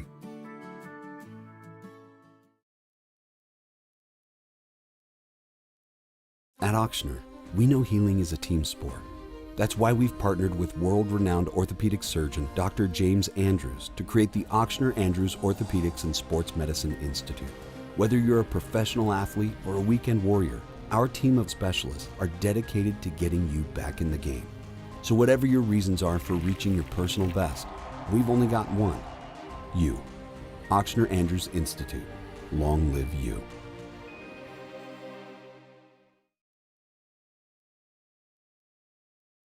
Hey, it's Matt Moscona. Look, back pain can sideline you from the things you love. That's why I trust Dr. Kevin McCarthy and the team at the Spine Center of Louisiana. Dr. McCarthy doesn't just treat symptoms. He gets to the root of the problem. From advanced injection therapy to minimally invasive surgery, they've got the expertise to get you back in the game. With 5 locations across Louisiana, including right here in Baton Rouge, quality care is close to home. Call the Spine Center of Louisiana or visit spinela.com and tell them Matt sent you. Men, age is just a number. Don't let it dictate how you feel. Goodwood Men's Sexual Wellness has anti-aging services that can help you look and feel your best. Visit yourgoodwood.com and discover a renewed sense of vitality. Looking for the ultimate game day experience? Come to the Queen Casino in Baton Rouge. You're listening to The Hunt Palmer Show, brought to you by Quirks, Cajun fried fish and shrimp.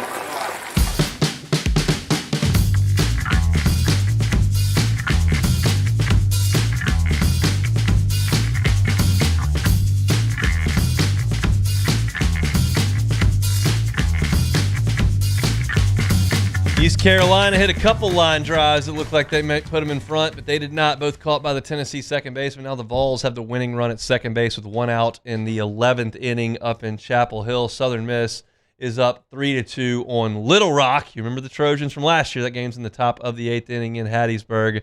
Trojans are again playing very, very well, very representative. It seems like their coach is got things on the right track there. If he's getting looked at for other jobs, I don't remember his name. I talked to him twice last year in the postgame, but I don't remember his name offhand. I know that he's Mississippi State former player, and they're in Mississippi right now, and they are playing tough, down 3-2. We'll get some more college baseball here to come, but Joey McGuire at Texas Tech is opening his mouth again. Remember, he said that we'd love to play LSU and Brian Kelly, but we can't get anybody to play us. He called LSU out by name at Big 12 Media Days last year. And now he says that they will buy out their season opener against Abilene Christian and buy out Texas's opener against Texas State. Just buy those games out completely so that Texas Tech and Texas can play each other in the opener. Keep in mind, it's almost June, and the opener is on September 5th. So we're talking about doing this 99 days in advance. We're talking about buying out games and playing 99 days later. This is so stupid.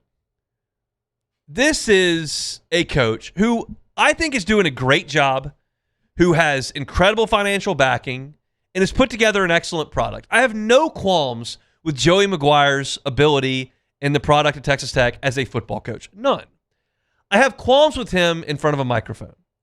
And if he tells me off to the side, hey, Texas Tech hasn't really been all that relevant since Leach left, so I'm just trying to drum up some interest so people know who we are. Then we get the NIL. Like, it helps us in recruiting. Okay, that's fine. Like, go do whatever you got to do in the media. I'm the guy who always says I don't really care what you say in the media. But if he's serious that we got to get LSU to try to play us, and if he's serious, well, we'll pay the buyout for both games, just us in Texas opening day. We need to play. Well, then go sit down in Lubbock. No one wants to hear that. You know what Texas has to do this year? You know what Texas's schedule is before you open your mouth and say, well, I'll buy you out. We'll play you. You scared? Are you scared, Texas? Texas plays Ohio State the next week, the Buckeyes. And then 2 weeks later, they go to Neyland Stadium to play Tennessee. Then they got to go play Oklahoma in the Cotton Bowl. Those two teams have made the playoffs in the last 2 years. They got to play Florida. They got to play Ole Miss. These are in a row. Now, I'm not going to tout Mississippi State on the road as something crazy, or Missouri. They got to go to Tiger Stadium and play LSU, and then they got to go to Kyle Field and play Texas A&M. Ohio State, Ole Miss, Oklahoma, Tennessee, LSU, Texas A&M, they don't need you. They're in the real league. You go play in your sandbox with TCU and Oklahoma State. You go hang out with Baylor, go to Manhattan, Kansas, and play there. Nobody cares. But don't act like the SEC is scared of you. They put a schedule together that has 9 league games and Ohio State on it. They're not scared of you. They have no interest in playing you. You can lose that game against Texas by 40 points and then go drub Iowa State, and it's all fine. They got to go play the Buckeyes. They got to go play the Volunteers and the Rebels and the Aggies and the Tigers. Like, it's not, this is just pandering in front of a microphone and beating your chest when you know nobody's going to respond. You know you're going to come out smelling like roses because they're not going to do it. And so all of a sudden it looks like, oh, Texas is scared of Texas Tech. What happened to Big Bad Texas? Old Sark with all the sports cars and Arch Manning. No, they won't even play Texas Tech. No, they got to find schedule. Texas didn't go out and schedule Cupcake City. They got the toughest non-conference game in the country. So I have no use for this if he's serious. And I have no way to know if he's serious or not. And maybe Matt can interview him at the Coaches Award next January, whenever it is, February, whenever it is, and can ask him, like, you serious? And he probably won't answer truthfully on the record. But I have to believe in my heart that he's just going, well, they're not going to do it, and I'll look tough here, and my Texas Tech boosters will get all excited about it, and they'll donate more money, and I'll just drum up some. He cannot possibly be serious. Taylor, Jordan, chime in on this nonsense from Lubbock. Yeah, Joey Aguilar sucks. I mean, he does. He did this 2 years ago. He said, oh, no Power 4 team wants to play us. Nobody wants to play old Texas Tech. Last year, he calls out LSU by name, which I obviously have a problem with. This year, it's Texas. Hunt, I find it hard to believe that no Power 4 team wants to play him. So what does Texas Tech do? Abilene Christian, Oregon State, Sam Houston. Sick. Those are your out-of-conference games. Sick. By the way, they avoid UCF. They avoid Iowa State. They don't play Kansas State. Their toughest game is at Baylor. All I need to hear is you say they avoid UCF. Yep. If that's what your schedule, you avoid UCF, well, that's not on there. That's Cupcake City for half the SEC. I mean, what's their tough game? I mean, you would say Arizona State, but no Sam Leavitt. What are they? No Jordan Tyson. What's no your Scadaboo. They don't have a tough schedule. It doesn't. That's why they can call out Texas, even if by some miracle Texas was like, all right, let's line them up, and they got their butts kicked. They can still go run the table in the Big 12 and make the tournament and make it's nonsensical. He's the holdback guy. Exactly what he is. It's like if I'm going to people the to hold think, me back guy. Yeah. If I want people to think that I'm going to fight Jordan and I have no interest in it, I need a guy holding me back. I want it to look like I'm tough, but I'm not. You're not playing Texas. You know Texas isn't going to play this game. You want to look like a tough guy and get up there and say, oh, well, nobody will play us again. Hey, why don't you call Dan Lanning in Oregon? They only beat you by 30 last time you played in the college football playoff. Jordan, do you think he's serious? Do you think he really wants to buy out the games and play, or do you think he's just saying, I'll just kick the anthill and watch everybody go nuts? I don't think he's serious in a way. I think he, like you said, that he knows Texas is not going to do it, so that's why he has the high ground. If they were putting it in a sense where he has the high ground, he understands it. No way Texas would buy that game out and you just laid out the schedule. I mean, it's the schedule of doom and despair. My goodness. I mean, I was like, goodness gracious, it just gets worse and worse every week. So, no, that's not going to happen. Texas Tech, again, I feel like these schedules are made, years in advance, so that's on them. Yes. Like, I'm about to say, these people, LSU announces the 2029 game already, so it's like these schedules are in place years in advance. Texas played Texas Tech forever and ever and amen and beat the brakes off them unless Michael Crabtree was pulling free on the sideline. What a throwback. I mean, it's just, I don't know. It's part of my press conference thing where I'm just like, I don't have the energy for this. Half the time it's just fluff. Half the time it's just coach speak. And in this case, I think it's just a guy who's kicking the anthill so his boosters will be all excited because there's nothing that Joey Aguilar can do to his booster base. Nothing to fire them up like throwing shots at Texas, because that's the big bad wolf. And so you can pick on Baylor all you want, and you can pick on TCU all you want, and you can throw haymakers at Houston because they're all in your league and you're all on level footing. You're not Texas. And yeah, and again, like I said, this is the top. He's got a good team. They got so much damn money. They can pay a lot of guys. Unfortunately, their quarterback couldn't take that money and put it into investment funds. He wanted to dump it down the toilet on parlays. Yeah. But I mean, it's just so silly. And I think this guy is going to wear out his welcome nationally. If he wins at Texas Tech, then nobody will care, and they'll just think you're awesome. But like, you come off as a clown when you say in late May, "Hey, uproot your schedule, play us," because he can't go by the like you don't play anybody because they play Ohio State. Yeah. So it just doesn't work. Well, it's funny though. He even threw out there how much money Tech had. He goes, if Texas doesn't want to buy it out, I'm sure we got boosters. Yeah, we got it. We'll buy it out too. Like, first off, Texas has money. Secondly, look at the investments you made. You paid a quarterback $5 million who can't play. So like, worry about your own investments. He's a clown. It's not a great look. It's funny though, because we needed this. It's May. We need like this. We need little stuff like this to keep happening. We'll take it. Tennessee and East Carolina still tied in the 12th inning in Chapel Hill and Little Rock. The Trojans just pulled even in Hattiesburg. They're just hanging around. Now they're right in the thick of it as you get to the last inning. We'll see if the Trojans can spring a 4-1 upset. I know my guy Musso down the hall has got a 16-game parlay on the 1 seeds. Now the question is Auburn going to kill that immediately? And I haven't watched Auburn in a little bit. They're in a weather delay. Ugh, what a gross weather delay for Auburn. You were down 6 runs to Milwaukee, and you got to go sit in the clubhouse and think about it. It's a bad time for a weather delay. Brutal. Hey, what if it sparks it? What is this a spark? Like the Cubs. Cubs won the World Series after a rain delay, but it's not exactly a spark when you're getting your butts kicked. The Cubs were tied when that rain delay happened. But Little Rock out on the mound there in Hattiesburg. I'll tell you all this. It's just looking at that field in Hattiesburg.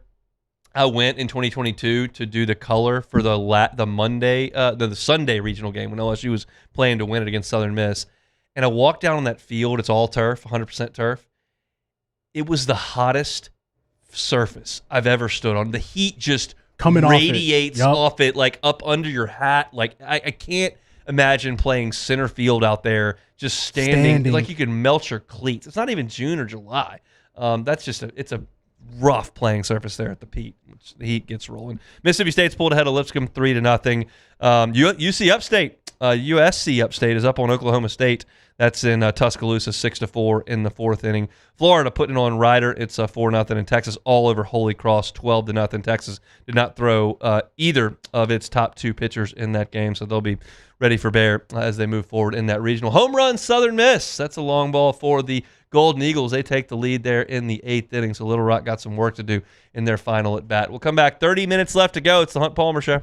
The Hunt Palmer Show. Fabry Chevrolet GMC online at FabryChevrolet.com, FabryChevrolet.com.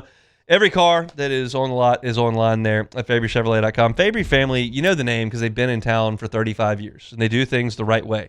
They treat their customers right. You have a wonderful buying experience and great service after the sale as well. So go by and see them at their newest point. It is Chevrolet GMC in St. Francisville on Highway 61. If you're looking for Chevy Silverados, they got them. Looking for GMC Sierras, they got them. If you're getting that family together on the road trip, you're headed to the beach, you're headed to the Tennessee mountains, you're headed to the grandparents' house, wherever you're headed. If you need a new SUV for that or a used SUV for that, go by and see them on Highway 61 in St. Francisville. Every vehicle they've got is online at FabryChevrolet.com. It's Fabry Chevrolet GMC online at FabryChevrolet.com.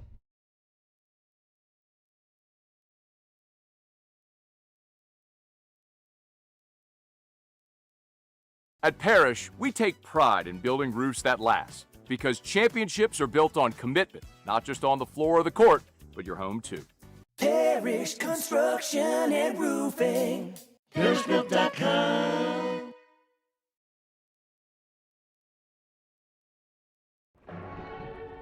These are the luckiest ice cubes in the world. They could have been a thankless bed for an all-you-can-eat salad bar, but instead, they've been called upon to cradle and cool a crisp, Refreshing Dos Equis. Looks like the lucky just got luckier. Dos Equis.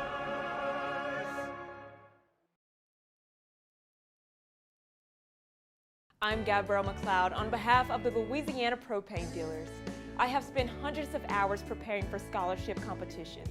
That preparation paid off when I won the Fitness and Talent Awards along with the title of Miss Louisiana. The Louisiana Propane Dealers are also pretty talented and want you to be prepared for when the power goes out. Visit louisianapropane.com to find out about propane generators and other safety tips. Louisiana Propane, it truly is the fuel for our future.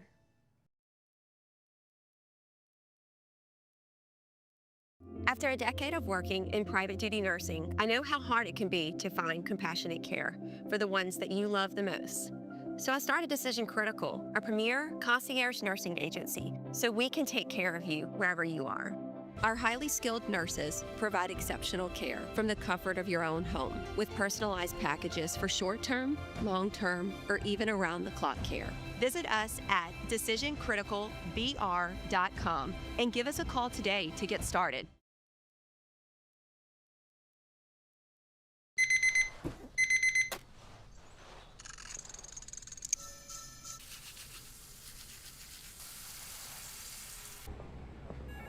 Sometimes you ignore the signs, even when they're right in front of you. Problem gambling isn't always easy to spot. Know the signs. Set your limit. Learn more about healthy gambling habits by visiting us online or text or call for free confidential help now.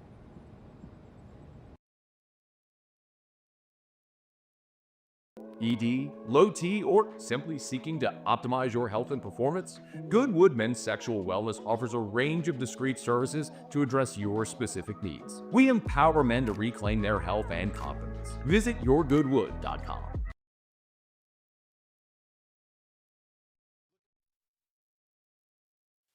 You're listening to The Hunt Palmer Show, brought to you by Corks, Cajun fried fish and shrimp.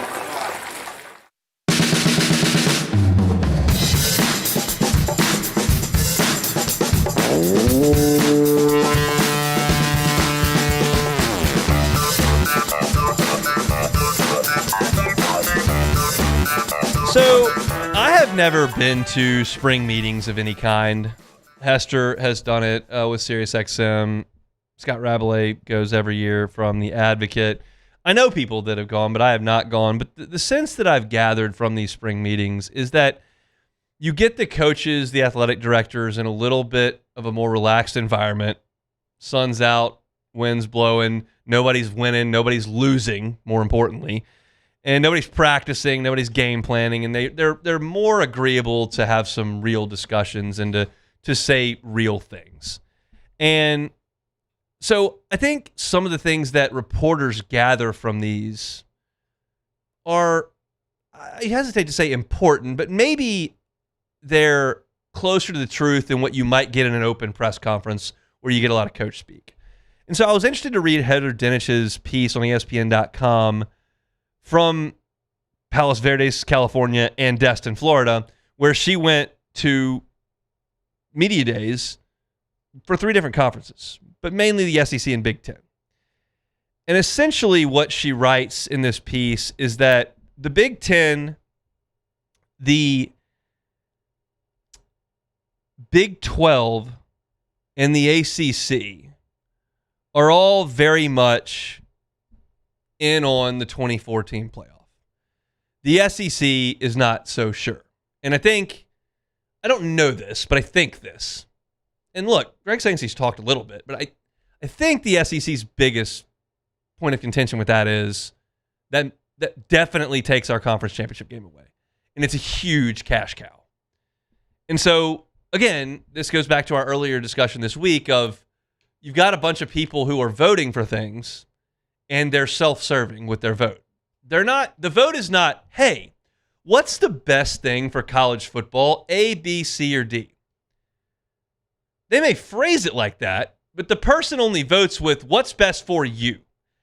And so for Greg Sankey, it's best if the SEC keeps its conference championship game.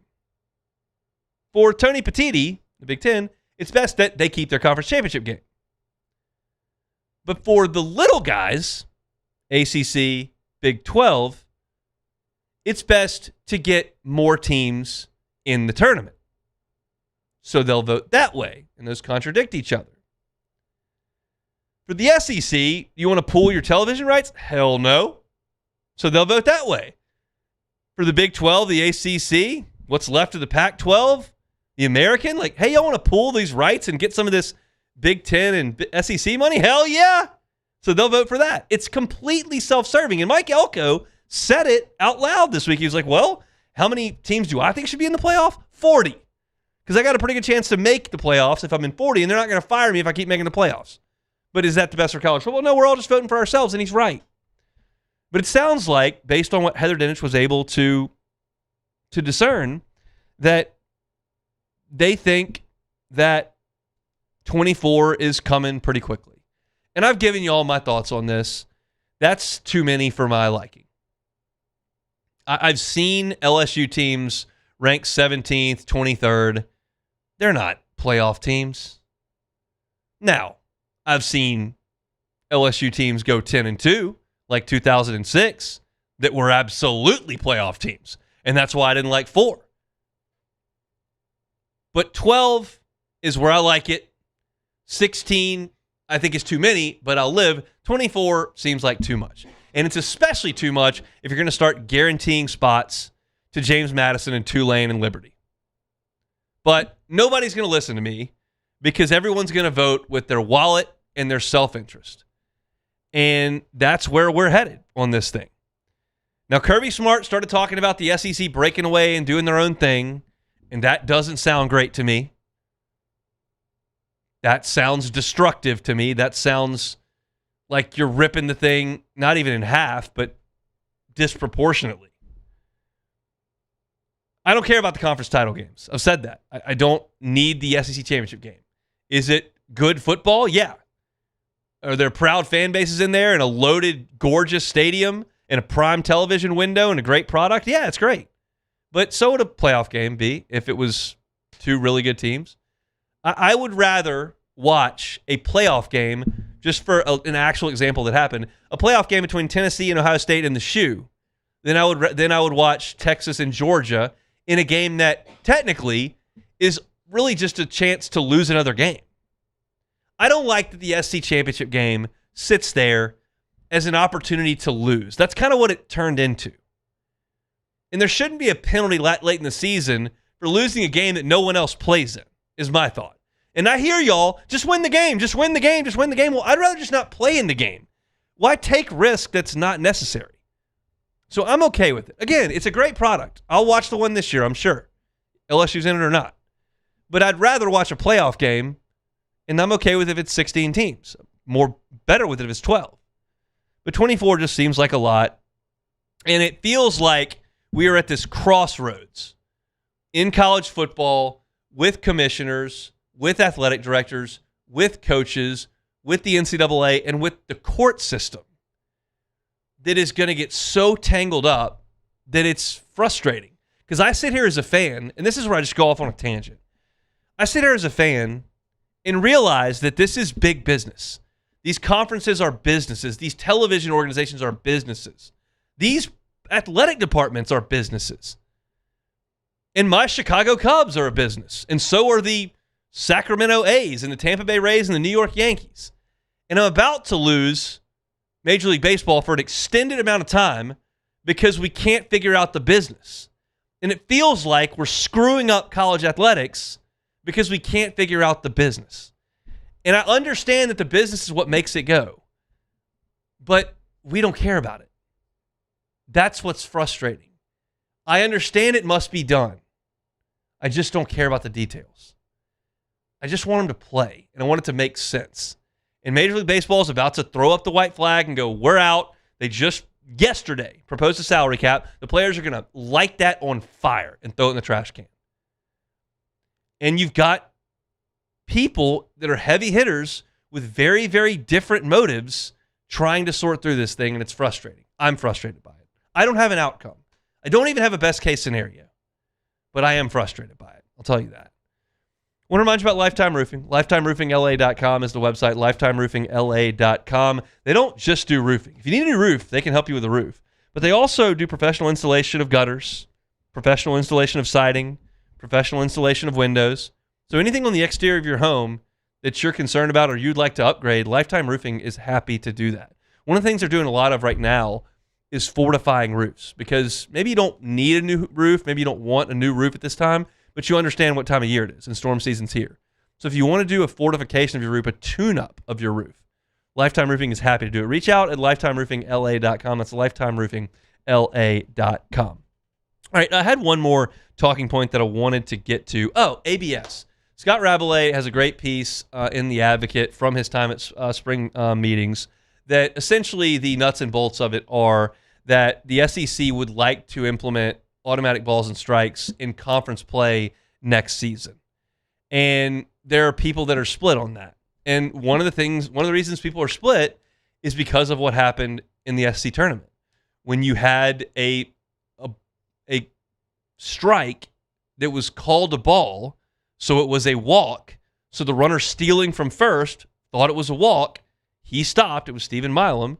And then he turns out it was a strike at home. Well, now they can throw the guy out because he hasn't walked. Well, what happens? And it's like a judgment call. Here's the discussion that I have about it.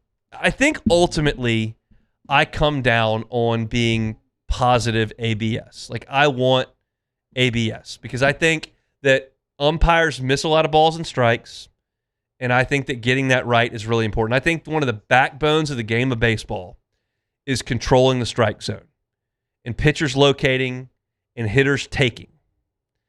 And when you reward bad, I don't like that. I don't think you should be rewarded for a pitch that misses the plate by 6 inches and you get strike 3. I don't think you should get rewarded when you take a third strike over the outer half and it's called a ball. And it happens a lot.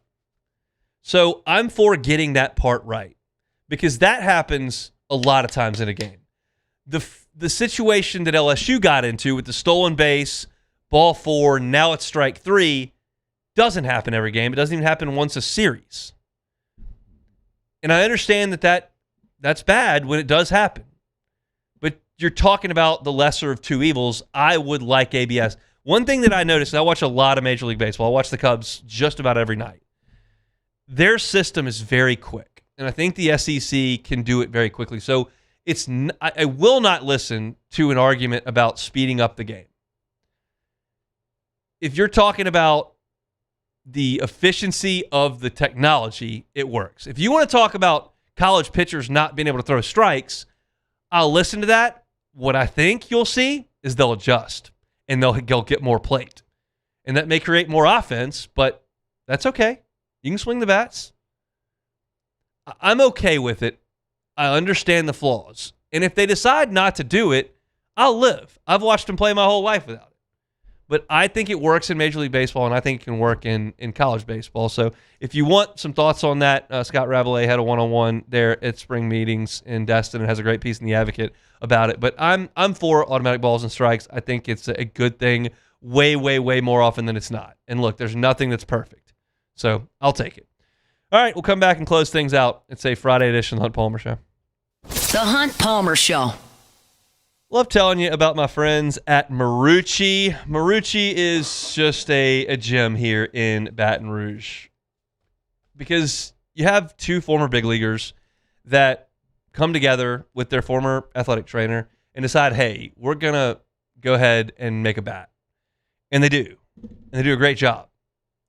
And then they make a few more, and they get them in the right hands. And all of a sudden, 22 years later, which can go by in the blink of an eye, it's the official bat of Major League Baseball. The best of the best use Marucci. And you can take a tour and learn about that story and learn how those bats are made. They make 1,200 of them a day. I know that a lot of parents right now are thinking, what am I supposed to do with these kids all summer long? Take a tour at Marucci. Go to maruccisports.com/campus-tour. Get some tickets. Every ticket's come with a 20% discount in the Campus Tour store and in Hitter's House. And if you want to put those kids in the cages all summer, you get 24/7 access to Marucci if you just become a member. So go see them at maruccisports.com. That's my friends at Marucci. At Auctioner, we know healing is a team sport. That's why we've partnered with world-renowned orthopedic surgeon Dr. James Andrews to create the Auctioner Andrews Orthopedics and Sports Medicine Institute. Whether you're a professional athlete or a weekend warrior, our team of specialists are dedicated to getting you back in the game. So whatever your reasons are for reaching your personal best, we've only got one. You. Auctioner Andrews Institute. Long live you.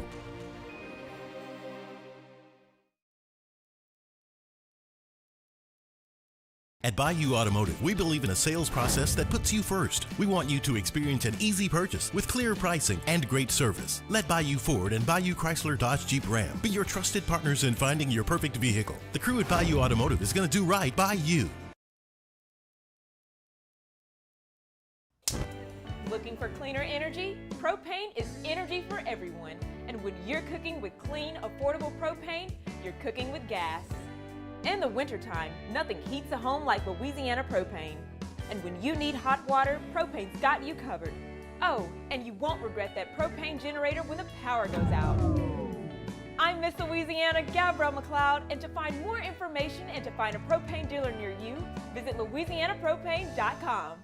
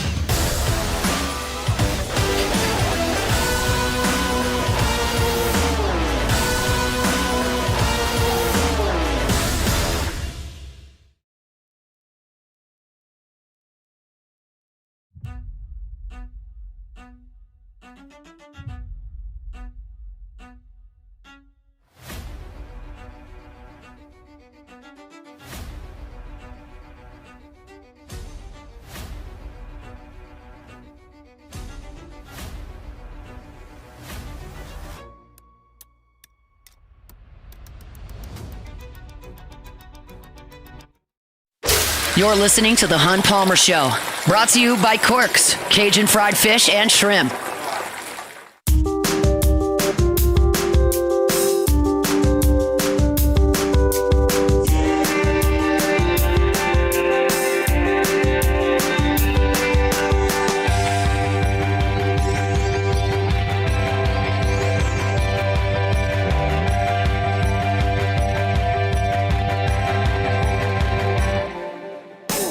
Y'all, I opened the show today almost 2 hours ago, and I said, look, I didn't know how I would feel about watching regional baseball since LSU wasn't in it.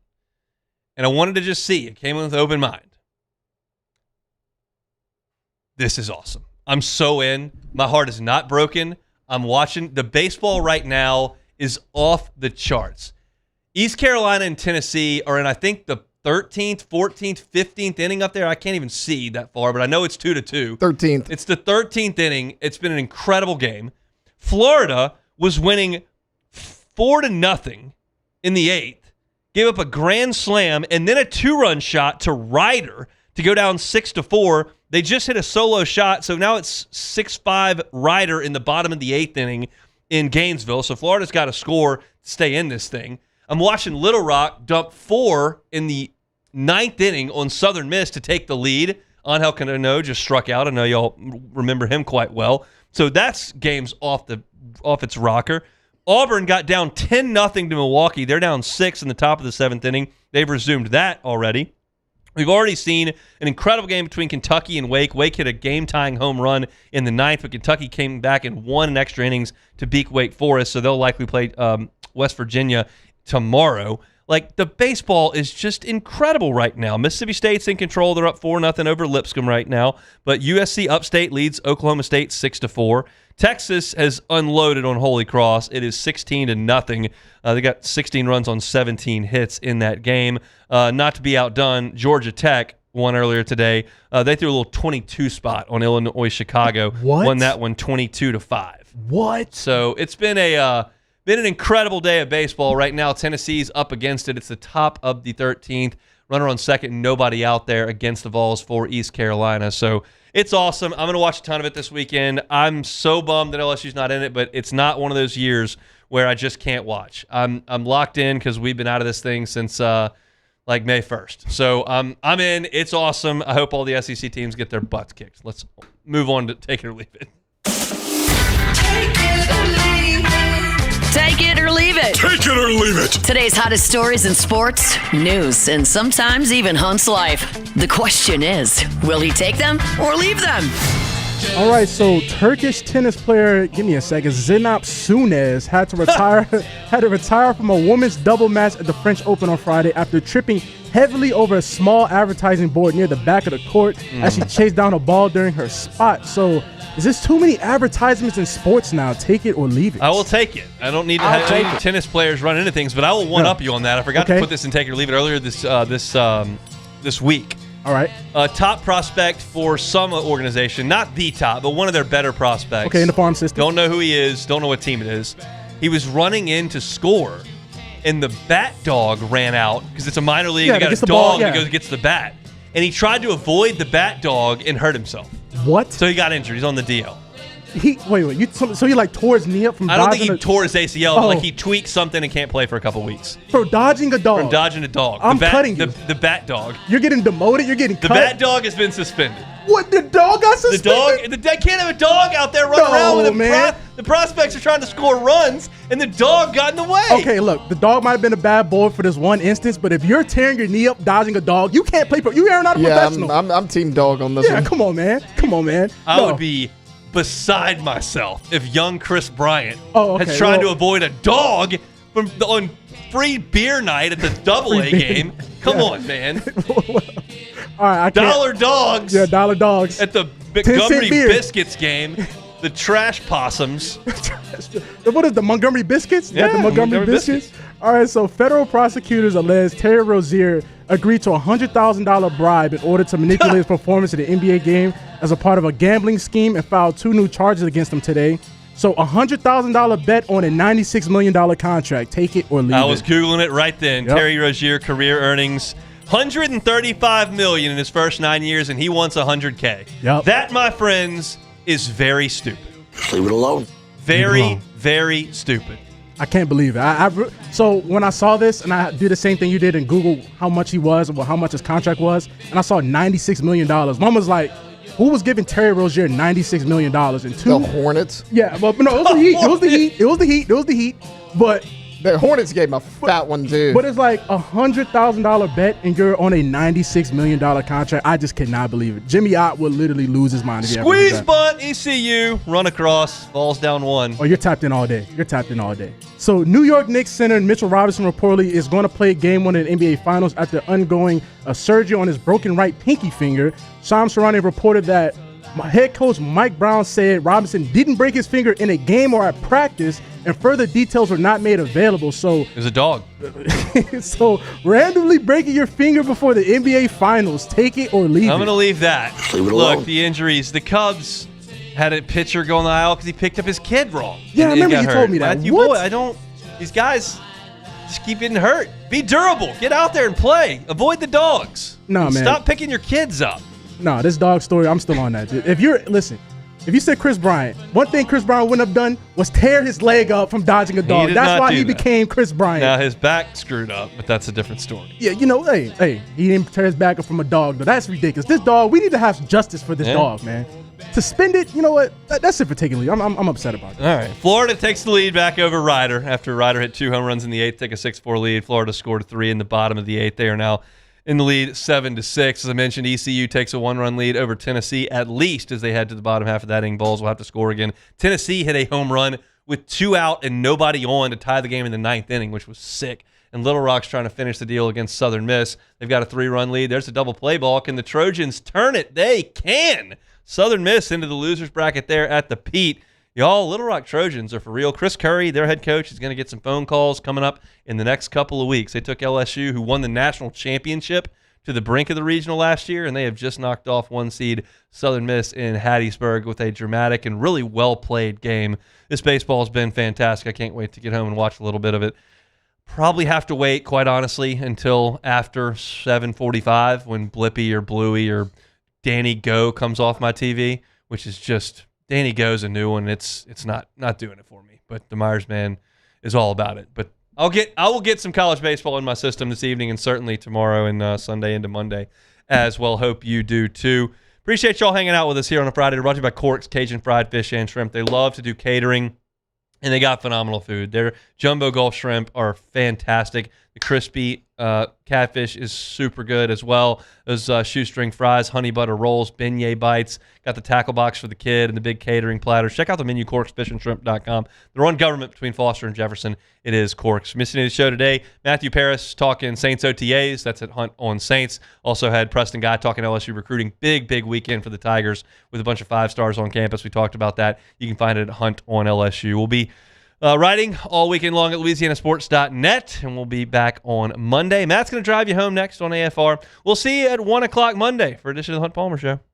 The Hunt Palmer Show. Can't leave without telling you about First American Bank and Trust. First American Bank and Trust. They're online at FABT.com, but you don't really have to go online to find them. That's because they've got 25 locations in Southeast Louisiana. They've been at it for 116 years, grown to those 25 locations. No matter where you are, outside of Baton Rouge, Dutchtown, Jones Creek, maybe up I-12, St. Tammany, Tangipahoa, maybe down the Bayou, St. James, St. John's, Lafourche, or over in Metairie, there's a branch near you, and it's run by local people. Their management at their banks averaged 25 years with the bank. It's just a pillar of the community. And the people that are making decisions on your commercial loan, on your personal loan, are people that you see every day. They're people across from you at the lunch table. They're people across the pew from you at church. That's the people that are making decisions at First American Bank and Trust. They are local. They've got plenty of resources to help you out, and they're happy to do it. It's First American Bank and Trust, FABT.com. When it comes to industrial construction, River Parish Contractors can do it all. Mechanical, structural, custom fabrication, specialized welding, and turnaround services. Strategically located in between Baton Rouge and New Orleans, we have the local team with the experience and commitment to safety to manage the most